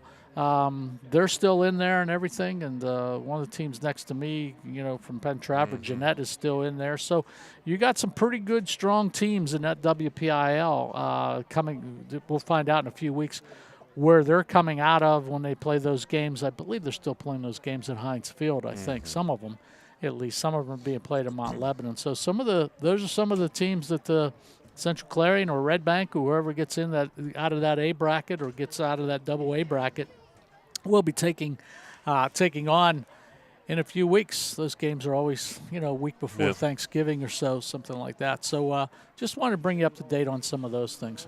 Yep, and when you look at the state rankings, too, you mentioned a lot of those teams. In 1A, Bishop Guilfoyle is at the top. Westinghouse, of course, they dropped from AA to single A. Yeah, did you see that game last week? They had a big 11 players. They suspended a bunch of kids and everything. They played with 11 players. I think they only played with 10 on defense. Yeah. And they beat somebody down there 62-0, I believe. So crazy. It's something. Fort Cherry's in at number 3. You mentioned them. Clairton at number 4. Port Allegheny comes in at number 5. Lackawanna Trail at 6. Neshannock at 7. Wilmington at 8. Muncie at 9. Morrisville at 10. You look at AA state rankings. Troy still on top. Central Clarion at number 2. Riverside at 3. Seton LaSalle, you mentioned them out of the Whippeal at number 4. Schuylkill Haven at 5. Richland at 6. Cambria Heights at 7. Elwood City comes in at number 8. Williams Valley at 9. And Farrell right in there. You knew Farrell was going to get back to action. They got a lot of the guys back, and they are right back at it. What's their overall record now? They're 5-4. 5-4. So they've scratched their way all the way yes. back. I think at some point they were 0-3, maybe even 0-4, Mike. Yeah. I think. Yeah, so it's one of those teams when you get into the playoffs too. Farrell's always incredibly dangerous, and like we said, they had injuries and other issues at the beginning of the season, but they're able to get all of those guys back, it seems, and they're right back at it again. Now, Dave, you look at the second half here, keys to the second half. If you're Brookville, you come out, you're down, you get the ball first, you're down 34-7. If you are Coach Morrison, what do you say to your team? Well, I think you come back and say, hey, we started off really good. And I don't understand. Maybe, I want to take a strong look for number 6 out there, Colton Griffin. And between him and Sirianni running that football, they were able to make up some yardage and do some pretty good things. I know that one of the Brookville coaches said Sirianni needed about 121 yards to get over 1,000 yards. I know that offensive line is trying to get him there. We can project he's probably at 50 or 60 right now. I would say so. But so I think they want to try to get him 1,000 yards and just finish off this football game, put up a couple points, and see what happens. You just never know what's going to happen. We've seen stranger things happen like that for Brookville. So, you just never know. Get out there, play the game, have fun, fellas. Some of you seniors, this might be the last time, you play 2 quarters left. See what you could do, basically. I don't understand this. You have a 20-minute half. They hold the clock until the teams get out, and now you put 3 more minutes on the clock. That's the most ridiculous thing I think I've seen in a long time. You can say that. So there you go. I looked over there, and they're putting 3 minutes on. The teams had more than enough time at halftime. Get your butts down here and be ready to go. There you go. I'm sorry. That's one. When I turn around, I don't know why that incensed me tonight. It's not the fault up here. The officials are the ones putting the time on the clock, and that's just ridiculous. Mm-hmm. There's a scene out of Maverick, Top Gun movie. Remember when Tom Cruise goes in to see the general and says, he goes, "You're still whatever his rank is," and Tom Cruise looks at the general and says, "It's one of life's unanswered questions, Mr. Kalinowski. It's one of life's unanswered questions." And Brett just reminded me I need to make my comment. And if you would like to be an official in the PIAA, you do want to go to PIAA.org. It's true. They do need guys, and if I was down there, that wasn't going to happen. I'm telling you right now. But anyway, you can take the test right online. All the sports need officials. And I know the local chapters are helping folks out, too, with the first uniforms and things like that. So yeah, it's a really good thing. I know they need some people. We were just talking about this the other day. They need some WPIL. The big thing is wrestling officials now. Yeah. They need a bunch of wrestling officials. You'd be good at that. Not me. I don't want any part of that. I got a good buddy, Randy Evans, that referees some of these wrestling matches and stuff, and he's always saying, "You got to get me some guys from the college and stuff." So I have a couple that are biting on it and everything, but basketball, men's and women's coming up. You got spring, you got baseball. If anybody out there wants to, umpire baseball, softball, I mean, my gosh, that's not too hard. And it's usually nice and warm that time of the year in April and May, so you can go out and be a baseball or umpire official, track official. Anything. All of those things. I always say, too, a good one. I can see Brett doing this because he doesn't have to run or do anything. It's volleyball. You can just stand on that thing and go. I had my first volleyball broadcast a few weeks ago, and I saw how difficult that one is, like a left hand over here, a right hand over here. I'm telling you what, though, you got to have good eyes, though, because in those matches with that ball, especially on the line and things like that, you do have to be on top of things. I'm not downgrading I have friends I have one friend in particular was a volleyball official, and he seemed to enjoy it for all those years. I don't know how to, volleyball is one of those games, too, and some of those guys can hit that ball really, really hard. Some of those men's volleyball games, especially in college, I don't know how you see the lines. I don't know if they have something where they can use a camera or something, but it sure is something. So we're getting set finally after about 4 hours and 19 minutes for the second half of this one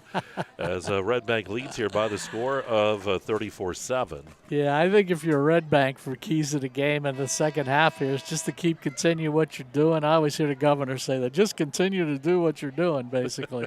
They got 34 points up on the board, and they're going to have probably a week to take a look at the playoff bracket, see who they're going to line up against. And once again, we'll have all that information for you, I'm sure, on Explore Clarion, the sports report. Mike Kilroy will have something set up for you. Probably, I'd say, on Sunday. You can check Explore Clarion, or Monday at the latest to see who's playing. Well, word will get out. Rumor will be flying. Everybody will know everybody's playing, basically, by Saturday night. So you can, keep your ears to the grindstone and listen for it. So we're ready for the second half. Let's see if the Raiders can put some points on the board and make this a little closer. Here's the kickoff. That's Bellafiore over there. Takes it at about the 10. He's going to run the reverse. Hands that to Griffin, and Griffin over the right side. Stays on his feet. And finally stays. He's still up there. I thought he was going to be down. I was looking at the yard line. And he kept moving up across the 40.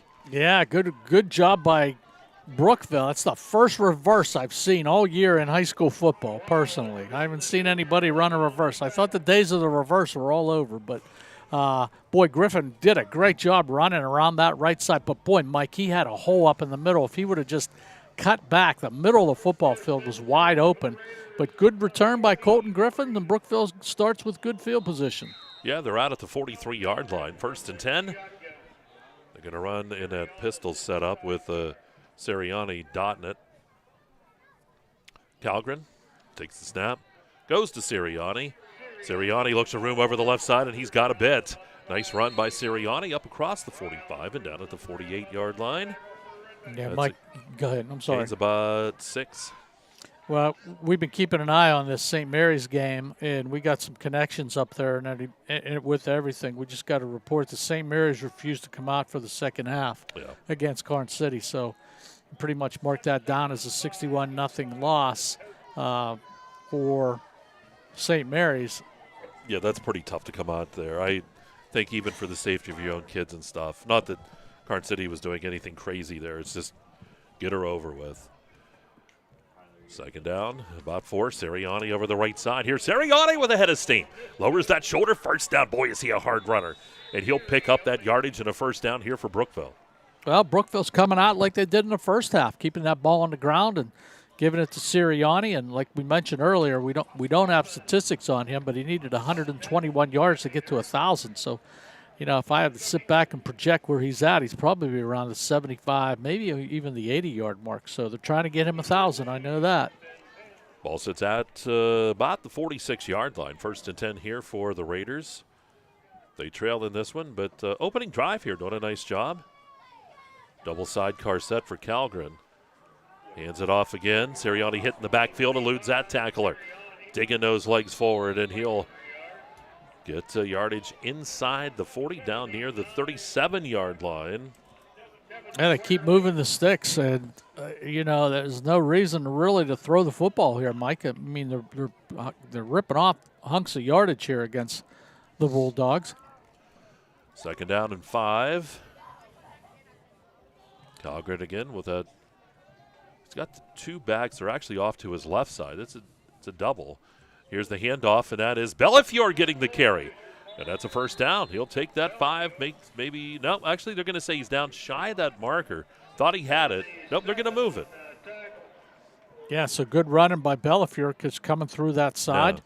Yeah. Well, everybody was on the wrong page that time. They thought they were moving it. They're not. It's 3rd down and 1. Because I thought he had it, and he did not. So, again, they'll go double sidecar. Bellafiore and Sirianni in the backfield. Probably go right to Sirianni this time, and that's who it is. Sirianni over the left side. That is a first down. Takes that down near the 30-yard line. Good run by him. Yeah, 10. Jacob Klinger, 71 out front, leading that and everything. And there he is.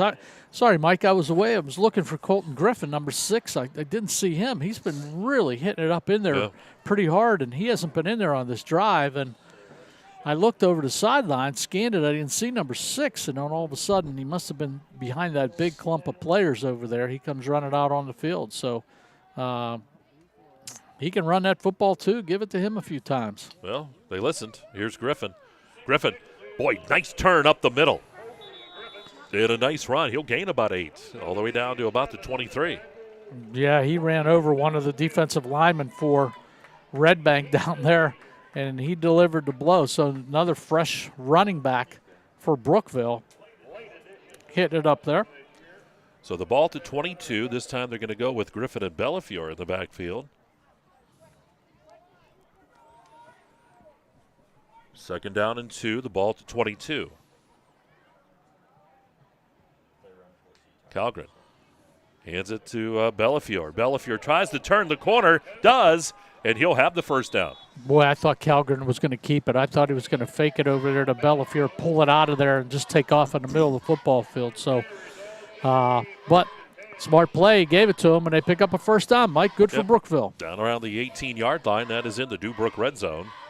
So Brookville operating there. They trail 34-7, but threatening here against Redbank Valley. Drive in here in this first series of the third quarter. Bellafiore, Griffin again in the backfield. Calgren's going to hand that ball. Go, he keeps it that time. The quarterback does keep it. And he'll get down to about the 15-yard line. It's a pickup of about 3, second down here and 7. Yeah, good play call. Got to keep him honest a little bit. Brookville going to go sort of a little hurry up. No huddle. Going to line up on the line of scrimmage. And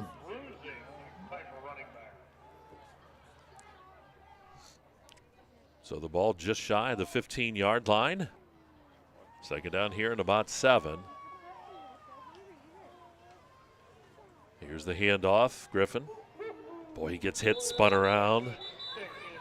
And he'll get down around the 12-yard line. Picks up about three more. Yeah, he got popped in there pretty good. Easton Roch in there for Redbank, but they never actually brought him down. No.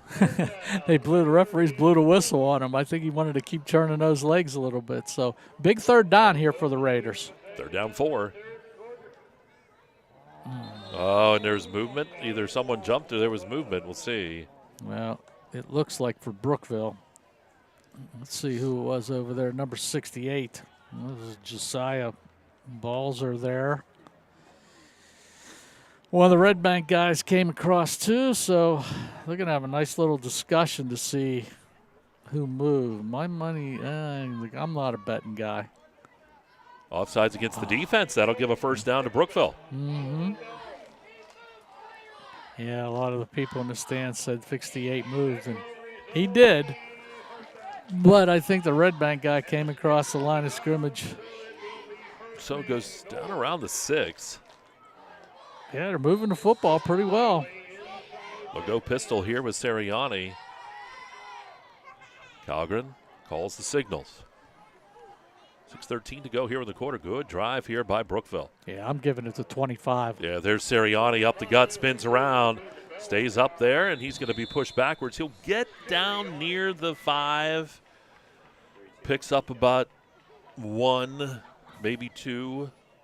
Yeah, the sticks coming down the road a little bit here, getting closer. Brookville's had this football so far, this entire quarter so far, and we're working down to the 5.5 mark. So we go 2nd and goal here for Brookville. Ball sits at the 5. Ball snap back, hands it off. Seriani breaks it, and Seriani into the end zone for the touchdown. Yeah, they're going to call it a 7-yard run, so Anthony Seriani puts one on the board for the Brookville Raiders at the 5:18 mark. Brookville's got 13 points on the board. Score now Redbank 34, Brookville 13. So they'll come on to kick the extra point. Yep, that is a McMaster. McMasters will come on and attempt the extra point. These days you never know. Nope. Holder pick it up, run in the end zone, all that. We saw McMasters in pregame kicking. There's the kick. It's on the way, and it is good. That lands in Hawthorne, Mike. He got all of it. Yes, he did. All right, timeout coming up. 5:18 to go here in the third quarter. 34-14 Redbank with the lead, and you're watching Kerle Tire Friday Night Football on exploreSportsPA.com.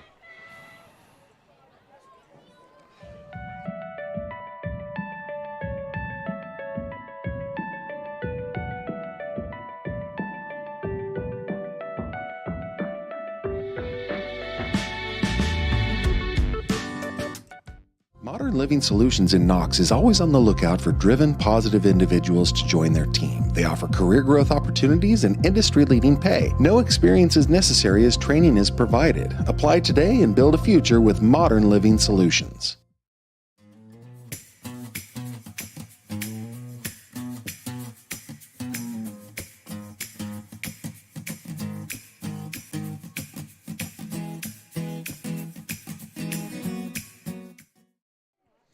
All right, back here at Redbank Valley High School. 5:18 to go here in the third. Redbank and Brookville. Brookville on the board. And a quick update, too, for you. Central Clarion leads Butler now 21-6 in the third quarter. So we have that. That's a good sign for the Wildcats. Here's the kick. They're going to try the onside kick. That ball's still free. And does Brookville get it? I believe they do. They tried the onside kick. Yeah, I don't know if Austin Colgan was down there to get it. They make an official. Boy, you saw Brookville celebrating, and now at a couple different people and looking for a ref. And it is Brookville football, Mike. What a nice job that time by McMaster. There's the replay at the end there. You see as they peel him off the pile. So there we go, ball at the 45-yard line. 34-14, but now Brookville making some noise. That was well executed. Well executed. You could tell Coach Morrison, they must practice that like crazy at Brookville. They got that new turf. They might as well practice it. That's right. And they did that to perfection. So good job by the Raiders. Ball at the 45-yard line. 1st and 10 here for the Raiders. On that sweep, they're going to hand. Nope, keeping the football was the quarterback again. He fooled everybody, Calgren. And he'll take that inside the 40. Down around the 38-yard line. That's a gain of 7. 2nd and 3. Yeah, getting a little chippy down there now after that onside kick. You can tell, a lot more people into the football game now. You can hear them. Just sort of woke up the giant, I think, here a little bit in the bleachers. 2nd down and 3.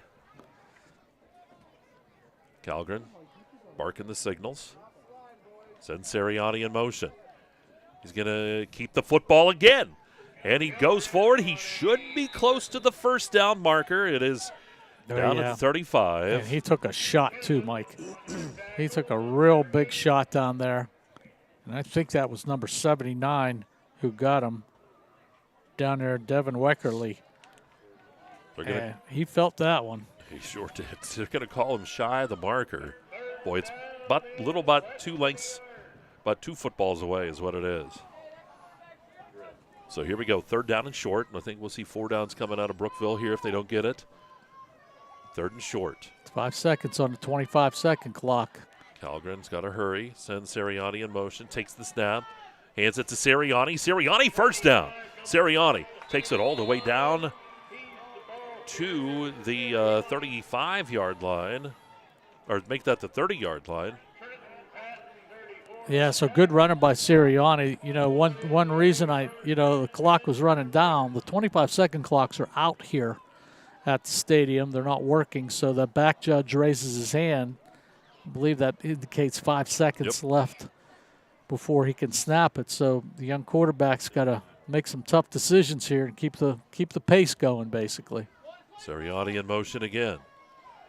Calgren looks to throw. Calgren firing down the right side. Battle for the ball, and it's going to be picked off. It's intercepted. Taking a look down there. It's inside the 5. And on the interception. Oh, there is a flag. If it's a roughing, it's going to come back. Not sure who had it. And it is a hold against Brookville. They're going to decline that penalty, and Redbank will have the football. I believe that was number 2 on the interception, Yeah, right? I tried to look, and I couldn't get a number on him that far down there. But, boy, oh, boy, Brookville does such a great job running that football, running it, picking up 1st downs, and they go to the air, and then it's picked off. It's just, you got all the way down there. I want to thank Brett there. It was Carson Gold on the interception. Again, that was so far in that right corner, and it's just hard to pick up those numbers on Redbank. It'll be hard here, too. So here we go. Eastlick's in the backfield. Redbank operating out of their own end zone. Here's the handoff. Eastlick banging his way. And he'll give some room as he takes it up across the 5 and up to the 6-yard line. Gavin Hanna in on the tackle for Brookville, number 52. So 2nd down here at about 7.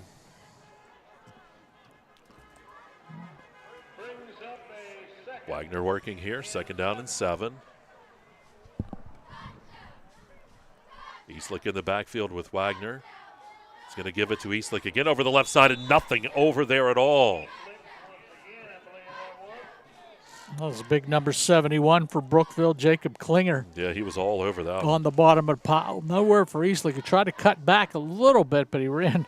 You don't want to cut back and run into number 71, that's for sure. needed a different GPS route, basically, Mike. So 3rd down and 7 again here for Redbank as they try to keep this drive alive. Byers in the backfield. Ball snap back. Wagner looking to throw. Firing that football. Throws it behind his intended receiver. Over here on this right side, I think that was Gold, the intended receiver. Or no, that Brecken Minnick. Yeah, that was Minnick. Yep. I was waiting for him to roll over, so Yeah. number 10 with it. So looks like the Bulldogs are going to have to punt this football away, and Mr. Jane Dangerous, Jackson Huffman back deep for Redbank. Also dangerous, though, is that's a Griffin back deep here for Brookville. He can move. Going to keep an eye on Mr. Huffman. Like a magician back there. Oh, Brookville was coming, and Boy, they it's got a the short- football off. Short punt, and it hits off of a Redbank player, actually, so it should be down to actually where it hit the Redbank player, I would Yeah, think. let's see. Side judge coming in. They're going to talk a little bit. Did it hit them? Yeah, they're gonna mark it back. So Redbank unable to, after that interception, make something happen.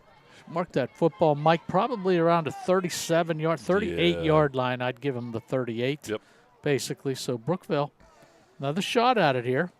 Yep, a minute 42 to go here in the third. And again, the third quarter is an Ascendance Trucking third quarter. Calgren and crew are ready. That's Bellafiore and Seriani in the backfield. He's going to give that to Bellafiore. Bellafiore looks a room over the right side. It's that Turner corn. The corner turned. There we go. You got it. That's it. It's been a long night. A lot of points. They're going to pick up about 3 on the play. Yeah. Second down here and 7. Well, yeah. Yeah. Good job by that offensive line, Brookville, moving some bodies out, sealing that end, that far end, sealing the corner. Ball at the 36-yard line. Boy, it just seems like, Sirianni's he's just missing it. He's just missing breaking that big one. Here's Calgren again with the double sidecar. Going to give that to Sirianni. Sirianni looking for some room, lowers the head, but not going to get much. There is a flag. Got about 2, but we'll see what the flag is here. Umpire signaling it's holding against Brookville, so that's going to move them back a little bit further. Well, we're in the same boat. We're slurring words. So Brookville's going to take a little walk backwards. So that'll set up a second down again, but it's going to be a bit longer. 50 seconds to go here in the quarter. Yeah, that's a big 10-yard penalty there. Boy, Brookville had a nice some momentum heading forward. Now they're going to have to start the drive back at around the 45-yard line. It looks like second down 17. Yeah. Everybody taking a look at their wristbands. Play comes from the sidelines. Pistol setup this time. Sirianni will be right behind the quarterback. And he's actually coming back, and the ball is going to be batted down. That was Huffman with the bat down. He was trying to get it right back to Sirianni to set up a screen. Clock stops at 31 seconds. Yeah, and Huffman read that. You know what? That's pretty much a lot of film study right there. Saw that on tape probably. Colgan tries to open up to the right and does like a 360. And as soon as he started to turn, Huffman jumped. He knew he was going to try to get rid of that football. So good job by Jackson on that play. So 31 ticks on the clock here in this Ascendance Trucking third. Get you updated on scores, too, as we come back in that fourth quarter. But things happening around the league tonight. Final week of the season. Calgren looking to throw. Calgren firing that football, and it's caught. Yeah, coming up with the catch, that's Colgan. Yeah, Austin Colgan, and he picks up a good hunk of yards. Yeah, he'll pick up about 10. Yeah, got about half of it back. They'll mark him right at the 35-yard line, Mike. So fourth down for the Raiders. And looks like Brookville's just going to go to the sideline. That'll be the end of quarter number 3. We go to quarter number 4, and it is 34-14 with Redbank leading Brookville, and you are watching Kerle Tire Friday Night Football. It's all right here on exploreSportsBA.com. Need reliable plumbing or heating services? Call Luton's Plumbing and Heating. Fast, friendly, and available 24/7. Call them at 814-226-8695.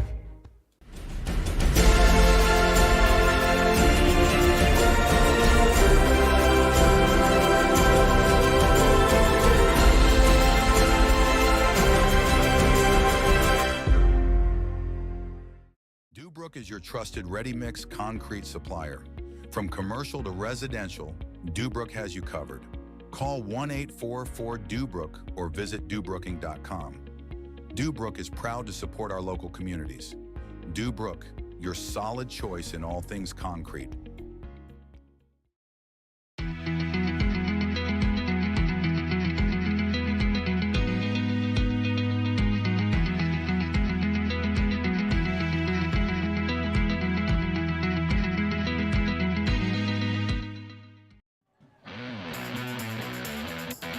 All right, here we go to quarter number 4, right to action as Brookville faces a 4th down here. 4th down at about 7 here for Brookville. Coach Gold going crazy on the sidelines, yelling at his defense down there. Calgren in the shot, or in the pistol, actually. Changing the play here on 4th down. Calgren, take that snap, fakes, rolls to the right side. Calgren looking, still looking. Everybody covered downfield, and it's incomplete. Tried to get it into Bellafiore, and it'll be turned over on down. So this 4th quarter, I want to let you know, too, is a Clarion County Community Bank 4th. Couple updates here, Mike. You can pay attention to this. This is something pretty good here. Central Clarion 35, Butler 6 with 3 minutes left in the 3rd quarter. The reports from down in Butler is that Chase Ferguson just broke the D9 record for career quarterback passes. If they got that right, 138 TDs now. So 138 passing TDs, if I'm reading this right. Then I have backup from Mike Kilroy, says he did. He needed 3 going into the game. So congratulations to Chase Ferguson for becoming the all-time touchdown passing leader in D9. Well, here we go. Wagner out there for the Dogs. Eastlick with the carry, and he's going to be stopped after a gain of about 1. So 2nd down and 9. And for Redbank here, you just want that clock to roll, and you're going to get set up for a playoff game next week. Yeah, run the football, put some yardage up here, eat up the clock, get out healthy. That's all you can ask for tonight. Wagner takes a snap. He's looking to throw. Fires, and the ball's batted, and it's picked off by Brookville. Intercepted. Big defensive lineman getting off the pile. Trying to Mike, see here. I'll get a number. We got the replay. 76. Here's the replay. It's tipped. Bam. Intercepted. 76 for Brookville. Connor Anziger. Yep. With a big interception. It might be the only one he had in his career. I was over there watching that. It was impressive on the replay. So 1st and 10 here now for Brookville as they turn the tide here on Redbank. So 11:18 to go here in the 4th. Here's the handoff to Sirianni, and he's going to be spun down and dropped into the backfield. Yeah, really nothing there. Boy, that right side of the offensive line for Brookville just got pushed into the backfield and got to hold some blocks a little better than that, fellas, on that right-hand side if you're going to spring him. That was Huffman in there on the tackle. Yeah, he's causing a lot of havoc. They weren't used to seeing 57 play defensive line tonight, I think. So 2nd down 14 here for the Raiders. Double sidecar for Calgren. Goes back to Sirianni, and Sirianni racing his way downfield. Takes that football all the way down here to, what do we got? The 40, right around about the 25-yard line.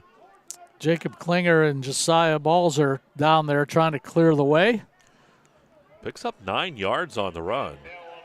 but sets up a third down here and still 5.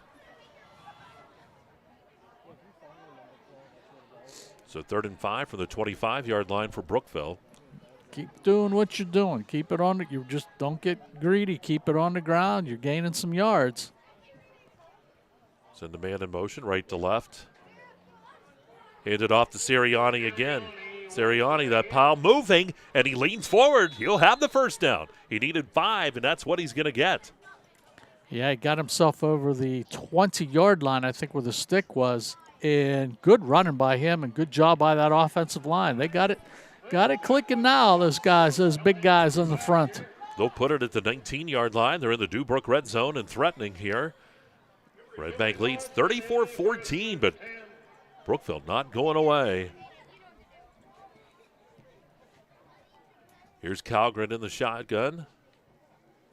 Calgren going to hand that. No, keeping the football. Yep, the quarterback keeps it. He's sneaky. He'll get about 3 down around the right around that 17. Yeah, you slick in on the tackle. You know, Mike, when you try, I know they're trying to get him 1,000 yards, which he might be very close to it right now. I don't know what the official stats are, but, you know, when the running back gets 1,000 yards, those defensive linemen can always say, hey, I blocked for a kid in high school that gained 1,000 yards, you know. So it's a group effort when somebody, you know, makes an accomplishment like that. 2-yard pickup from the 17, 2nd down and 8.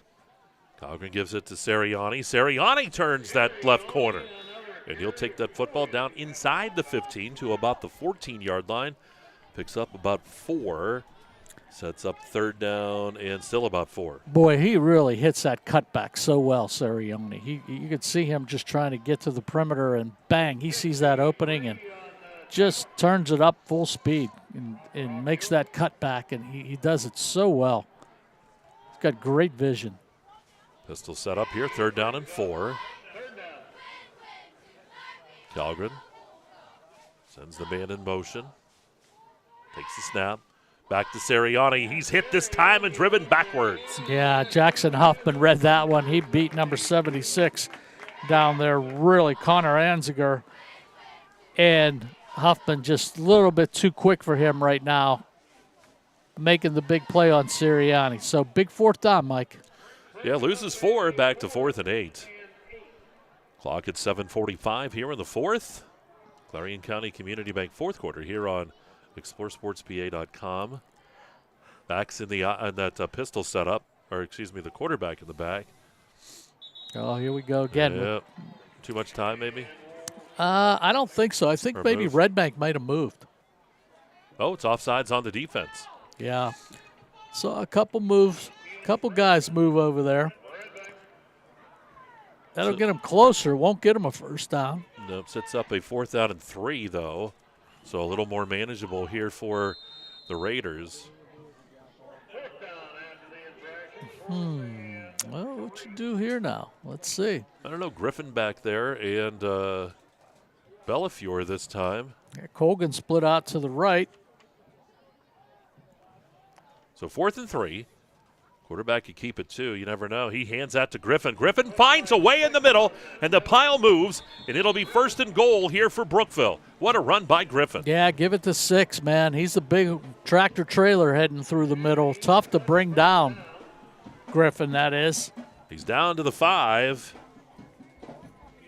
Big senior, you know, wouldn't be shocked if they want to try to get him the football again and get him a touchdown this evening. So give him, 1st and 5, Mike. Yep, 1st and goal from the 5-yard line. They're going to go double sidecar, but they're both on the right side. Calgren in that shotgun. Calgren hands it off, and that's going to be a touchdown. They ran that sweep with Sirianni. And there it is. Yeah, Sirianni gets into the end zone, so Brookville puts another one on the board here with 6:33 remaining in the 4th quarter. So nice little drive from Brookville. Good job. It's a good job. They kept it on the ground when they needed to, and getting a lot of contributions from the quarterback, the 2 running backs, and the offensive line doing a pretty good job on that drive. McMaster on for the extra point try. It is Bellafiore holding. And that kicks on the way, and that extra point is good, and that makes it 34-14. 34-21. And Redbank's lead has been cut into here by Brookville. 6:33 to go here in the ball game. We'll take a timeout. It's Kerle Tire Friday Night Football here on exploreClarion.com.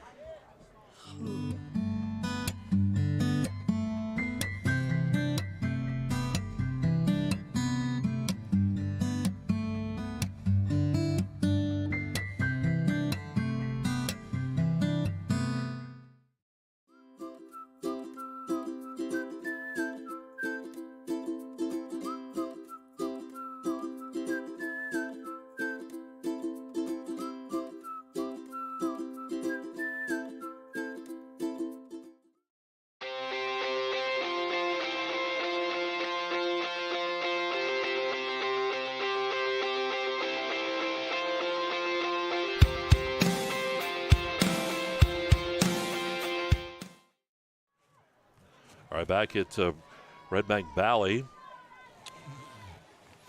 Oh, was checking on some scores here. I'm putting another layer on. It's getting cold. Oh, it's beautiful. Port Allegheny leading Cameron County 35-0. Ridgeway 46, Montauk 25. That's interesting. We're Central Clarion in control over Butler. Got an onside kick again here, Mike. Yep, it's coming up. They're getting ready. And the line's got to go the 10 yards. Fight for that ball, and I think Redbank might be able to get on top of this one. It might have went out of bounds. Somebody touched it down there. So Redbank will have nice field position here. Like Peyton Kennemuth sort of had it, sort of should have. Went out of bounds. The officials talking about it now. Yeah, we'll make sure they get the right spot here. Yep, Redbank's going to take over possession. I think it'll be at the 45. So here we go. Redbank with the football. 6:32 to go here. 34-21. As Brookville making this a ball game here in this fourth quarter.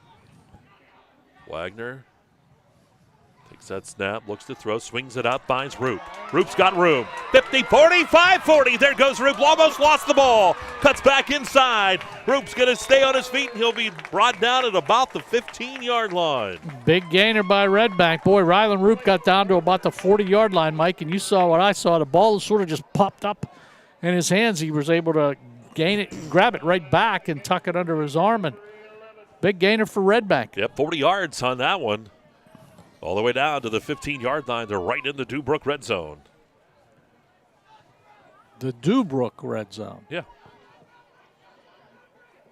I have a tough time with that. I want to go with the Pittsburgh East pronunciation, but no, I won't.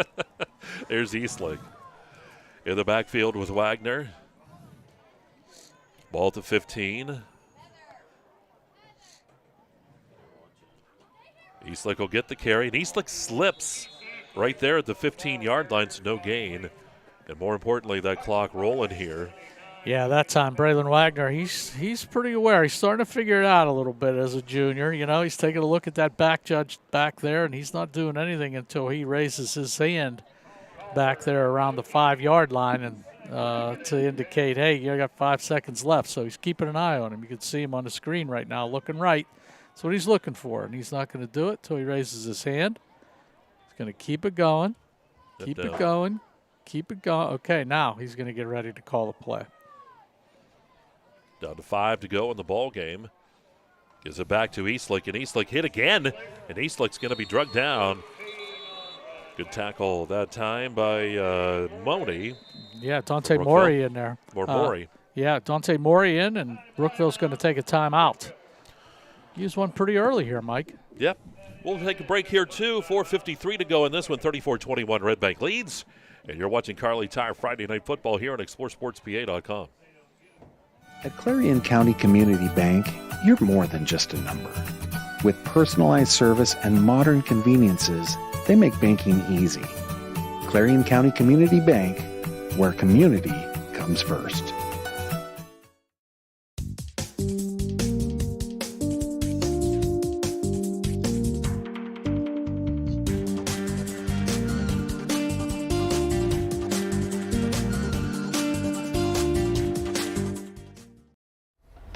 Get into a new piece of Bobcat equipment at Bobcat of Clarion this fall and take on more work for less. Visit us at bobcatofclarion.com. And welcome back here to the Clarion County Community Bank fourth quarter here on Explore Sports PA. 4:53 to go here in this one. Redbank with that football. It'll be a third down and 15.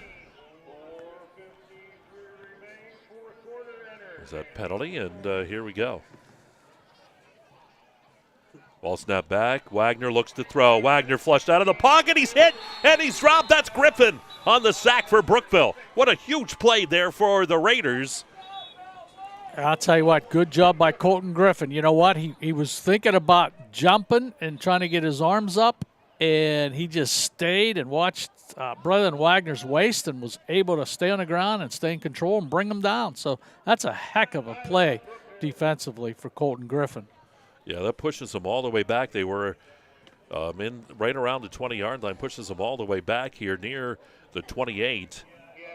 4th and 25 for Redbank now, as Brookville will use a timeout here again with 4:46 to go. Yeah, trying to get the ball back, Mike. And they're down just 2 scores. Yeah, they really are. And, you know what's going to happen here. They got to get a first down, so he's got to throw something deeper down the field or, do something to get that ball close to that first down marker. So if you're Brookville, you don't want to make a big, pass interference penalty or anything else down there. You want to stay in control of things. So here we go. The team's back onto the field, and we'll see what happens here on 4th and long for the Bulldogs. Boy, this is where number 72's down there, Jackson Huffman, but this is where you sort of went to your comfort zone, 72 on a slant or something like that. So let's see what Braylon Wagner can do. This is a big moment in the game. So here we go, 4th and 25 for the Bulldogs. He's looking, firing across the middle, and the ball's tipped away. The receiver didn't turn around. I think that was Byers running down that right seam. Yeah, Dante Morey, number 14, smart play. Because if he would have caught that interception, he probably would have been brought down right there. But now the ball goes all the way back to the line of scrimmage, which they'll mark at the 40, 30. Let's see, they're going to get the ball at about the 37-yard line instead of like the 10. So pretty smart play by number 14 to just knock that football down and not intercept it. Boy, you like those smart kids on defense.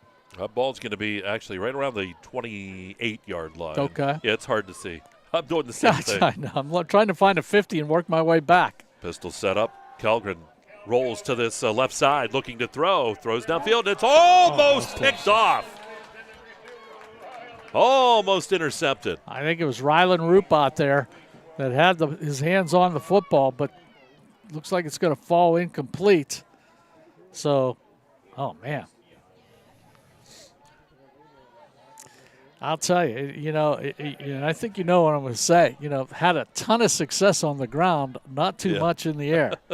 So, still with 4:35, I know you want to keep stop the clock and get some things going, but they've been able to run on Redbank tonight and sort of just going away from it a little bit now. That's okay. That's why I'm up here and Coach is down there. Sariani in that pistol with the quarterback. Now Calgren again rolling to the left side looking to throw. Calgren pumps, throws, and it's picked off. It's intercepted. That is picked off and intercepted. And we'll see who gets up from the bottom of that pile. I think it was Brecken Minnick, Mike, number 10. We're taking a look here, and there it is. And it is Minnick on the interception. Number 10, Brecken Minnick takes it back right around the 15-yard line. Or actually closer to the 10. Yeah, it looks like they got the ball right out almost on the 10-yard line. So Brookville, yeah, it was kind of strange, Dave, too. I was wondering because they had so much success on the ground. Yeah. They go to 2 throws there, and both. Right. First one was almost picked off. That one was. Well, I think Colgan had some room around that left side to keep running and get to the first down marker. But nonetheless, here's Redbank. Here's the handoff. And no, actually, Wagner keeps it over the right side, and Wagner goes into the end zone for the touchdown. 10 yards for Wagner. 4:14 mark of the fourth quarter. 10-yard run by Braylon Wagner at the 4:14 mark, and Redbank will come on, and Brecken Minnick's going to come on to attempt the extra point. So now you've increased their lead to 40-21. The Bulldogs put another one on the board. So here's Fricko. I'm sorry. Fricko for the extra point try here to put Redbank up by 20. There's a snap, holds there, kick by Fricko's on the way, and that kick is high, long, and that kick is no good, though. No good. So 40-21 is where the score stands, and 4:14 to go here in the quarter. And we'll take a timeout. It is Kerle Tire Friday Night Football here on exploreSportsPA.com. For over 2 decades, Dietz has kept your home comfortable and your business running. We're responsive, reliable, always ready to go the extra mile. Because when it comes to your comfort, we believe in doing the right things. For the best in HVAC, plumbing, electric services, call Dietz. Nobody beats Dietz.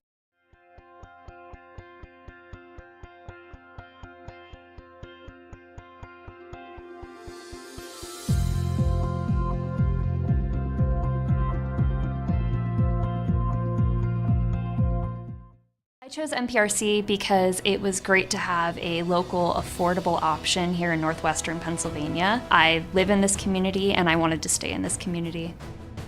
Learn more at discovernprc.org. And here's Fricko on the kickoff.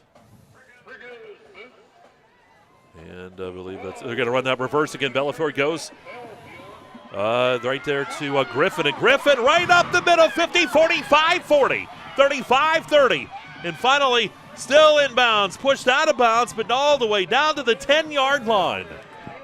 Wow. Well, Griffin wasn't going to let anybody push him out of bounds. This is his shot, man, and he turned it up. He wasn't going to step out of bounds. All Franco Harris always stepped out of bounds. He wasn't. He was heading towards the end zone until 3 of the Redbank Valley Bulldogs got a hold of him and tried to push him out of bounds. So, great return. So, from the 10-yard line, first and goal here for Brookville. And I'll tell you what, Brookville has not backed away at all in this ball game. They come right back at it. Pistol set up with Sirianni behind the quarterback, Calgren. Probably go right to him this time. And they do. Here's Sirianni over the left side. Sirianni looks for his seam, turns back up. Sirianni reaches out, and does he get there? He's close. Shy. Yep. And I said, Mike, he loves that cutback. That kid runs out there, all the left side, threatens that perimeter, and bang, just slices it right back up the middle. And it seems like every time he does it, it's there. So he sees it, and he's got great vision on that cutback, and he got it all the way down to the 2, I think they'll mark him. Ball snap back, hand off to Sirianni. He spins around. Sirianni will get it down to the 1. He's in. They're going to say he's in. Gets over that goal line. Sirianni, a couple yards to score. And Brookville right back here with 3:20 to go. They find themselves down by the 2 scores again. Yeah, the Bulldogs can't shake them. The Raiders keep showing up. So pretty good, hard, tough running that time by Sirianni, and picks up that touchdown from 2 yards out. As Mike said, 3:20 remaining. Here's McMaster on to attempt the extra point. Everybody's set and holding his Bellafiore. And the kick is on the way, and that extra point is high. That kick is long and no good. Yeah, he's missing a couple left tonight. So 40-27 is where we stand. It's still a 2-score ball game, though, as the extra point no good. 3:20 to go here in it. It's Clarion County Community Bank 4th. And you're watching Kerle Tire Friday Night Football on exploreSportsPA.com. At Penn West University, we're making college make sense again. With programs tied to in-demand jobs, we're breaking down barriers and giving you more choices. We're making college valuable again for people just like you. Learn more at pennwest.edu. Discover Regen RX, specializing in regenerative orthopedic medicine and aesthetics. Feel better, move better, look better. Visit regenrxhealth.com.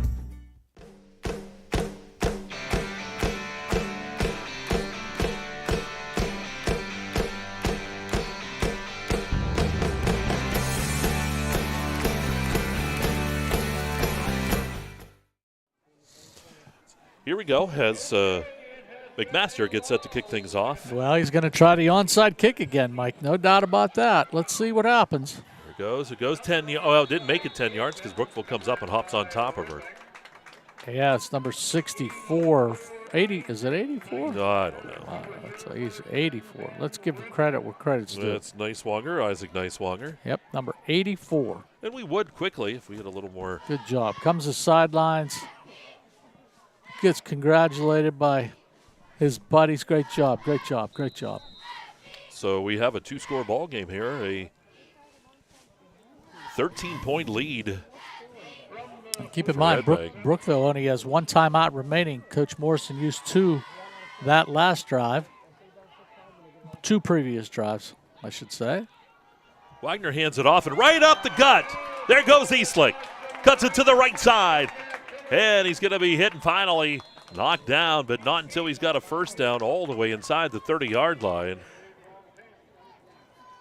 Big gainer on the play, about 23 yards, I think, on that carry, Mike, if not more. Ball is right around the 23-yard line there, so about 24 yards. Clock continues to run. Once again, Wagner watching that back, Judge, for that warning on the 25-second clock. Just waiting it out. Clock continues to tick. Eastlick again in the backfield with Wagner. And I'm hoping the back judge, there he goes. He fell asleep back there, I think. And then handoff. Eastlick gets the carry. And a short gain, gets a couple yards, and that's all they really need here as that clock will continue to move. And I think you'll see Brookville use a final timeout. Yep, Brookville will use their final timeout. And just a quick update, too, to let you know, coming up next week here on Explore Sports PA and Explore Clarion, Monday night, we got the sports show for you. I think it's Kilroy and I talking a whole bunch of stuff. Tuesday night, we'll be at Clarion Limestone for volleyball action. And Keystone will be over there to take on Clarion Limestone. Should be a real good match coming up on Tuesday. On Thursday, we'll have the championship match for you. In whatever it will be in AAA. And then on Friday we have football coming your way. So Thursday night it will be Lexus and Kilroy on the call of that championship game. I have the college game on Thursday night. Dave will be over there too. Should be good. I know Lexus did a nice job the other night with me, and she'll be with me on Tuesday. So get her all ready to go. So a big week coming up. Very busy week. In sports, and then, of course, the playoffs. Might have a championship game coming up on Friday. We don't know yet. I know Dave, we're all close to a lot of those guys at Clarion, and they were talking about that. It's up to Carn City. Do they want the 2 weeks to prepare, or are you going to play on Friday? Well, if there's any indication, they put 61 on St. Mary's by halftime tonight, and the game was actually called at halftime, 61-0 Carn City. So, I don't know. They have a lot of momentum. Might come out and play that next Friday, Mike. Keep it going. 2nd and 8 here for the Bulldogs. Eastlick gets the carry. He's hit in the backfield this time and driven backwards. But it's okay. That's accomplishment what Redbank wants to do here and everything. I bring up a 3rd down. Brookville can't stop the clock, so it continues to run. Yep, 3rd and 11. He loses 3. So they'll probably get the clock almost down to about, a minute 35 here or so on the 3rd down play. And we'll see him right on the ground again. Would shock me if anything else. Yeah, he'll snap it at 1:35 here. Oh, he's going to keep the football. Then he tossed that. And Eastlick will get the carry over the right side. He's not close to the first down. Yeah, he's forced out of bounds, but they're going to say that he was pushed out, not going out. Are they going to stop the clock? I've heard a couple whistles. All right. So 1:21, 4th down here for Redbank. I don't know if what they're talking maybe. Yeah, I think they were deciding coming in. If he was forced out or when. Are they going to put time on the clock? Oh, he might. Yeah, he is. Oh, dear Lord. White Hat's coming over, put time on. 1:26. Yeah, they had 5. 1:26 on the clock. So, minute 26 remaining here in the Clarion County Community Bank Fourth. We'll have that Fun Bank postgame show on the way. And we'll name our Hager Paving player of the ball game and get you set up for next week. We'll have a quick wrap-up for you tonight. Of course, without the governor, I tried stats last week. I actually did pretty good. You did. I saw but it what was you tough. attempted. It was hard. And looking to throw. Wagner finds Roop on the left side. And I think he will have the first down. So this will do it. Yeah, Roop's going to be pushed out of bounds. Good play action fake there. And it takes it down to about the 12. And that's going to be where Redbank will be able to run the clock out here. Good valiant effort tonight. Brookville fell behind early. They were down big, too, 34-7. And were able to come back and make it a 2-score game. They cut into that lead. Yeah, it looks like Redbank is going to be in victory formation here. Smart coaching move. You got number 12 in there, one of your fast guys, Eason Maganati, on that far left side in case something happens. Yep, now it'll just be letting the clock run. Good close-up shot there by Tyler. Look at that right down the line. Yeah, you can see what's going on there. Yeah, I like that. So here we go. Good shot by, as we said, by Tyler, and you can see everybody's just waiting for the official to give that 5-second count. Yeah, this will be the longest 50 seconds. They'll have to run a play. You can see what. Yeah, they'll have to one more time. Yeah, looking to the back judge, and Wagner's going to have to take a knee. He's not looking at the back judge. You don't want to get a delay of game in here, son. Jeez, man. And believe me, this officiating crew is going to give it to you. Yeah. Not saying it's bad. There we go. That's your ball game. So Redbank Valley will knock off Brookville tonight by the final score of 40-27. And they'll come to the center part of the field to shake hands. You see them all down there. And we'll take a break. We're going to come back. It is the Fun Bank postgame show on the way. And you're watching Kerle Tire Friday Night Football here on exploreSportsPA.com. This is how far we'll go to detect lung cancer. 5 millimeters and a chest x-ray can't see it. Independence Health System uses low-dose CT scanning and advanced visualization to detect and treat lung cancer at its earliest stage, leading to more treatment options and potentially better outcomes. Early, accurate, and advanced detection and therapy, all available at Independence Health System. Expert care here. Brookville Equipment is a world-class manufacturer, designing and building the latest in transportation technology. Our team of engineers, machinists, welders, assemblers, and many more are always pushing the limit. Brookville Equipment, doing what we do best for over 100 years, and proud to support high school athletics. The Cooper Discoverer Road Plus Trail AT, our most trusted truck tire, is now better than ever and available for your truck or SUV. They're designed for the reliability and durability to find adventure beyond the pavement and are backed by a Cooper mileage warranty of up to 65,000 miles. Learn more about the reliable Discoverer Road Plus Trail AT at exploreClarion.com. Count on Cooper. Or stop by Kerle Tires in Clarion. Kerle Tires, the area's largest selection of tires. And welcome back here to Redbank Valley. It is the Fun Bank postgame show as Redbank knocks off Brookville 40-27, a much closer game than we saw going into the halftime. And we go into that Fun Bank postgame show, and we were looking here too. I always try to pick out one of the big passes in the game, the winging it play of the game, and it would be Wagner going to Byers, 47 yards, so the touchdown back in quarter number 2 at the 6:05 mark. So that would be our Sweet Basil Restaurant winging and throw of the game. And since we don't have stats, we'll just keep moving on. Do want to thank Laurel Eye Clinic for that. I was going to try again, and I really probably should have, and I know Jake's probably just shaking his head, but it's hard. It really is. Oh, yeah. And we're going to go with our player of the game now, brought to you by Hager Paving. And who do you like, Mr. Katis? Well, I'll tell you what, they moved in the new position tonight, gave him a different number 72 instead of 16, and I just like the all-around effort from Jackson Huffman. I'll tell you what, there's a couple Brookville kids in there, too. Sirianni, doing a great job running that football, that offensive line for Brookville also. But give it to the winning team, basically, and Jackson Huffman. All right, so there you go. Then Huffman, our Hager Paving player of the ball game tonight. And next week, we do want to look ahead to next week. And right now, we're not sure on Friday night. We're either going to have a playoff game for you or we might have that AA championship.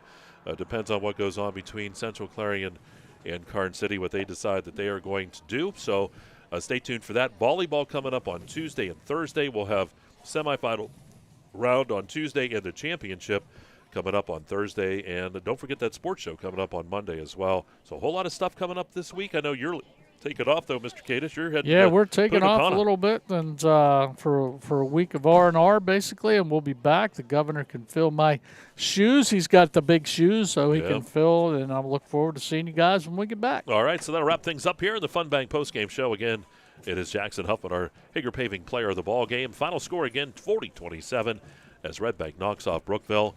And you've been watching Explore Sports PA and its broadcast of the Kerle Tire Friday night football game.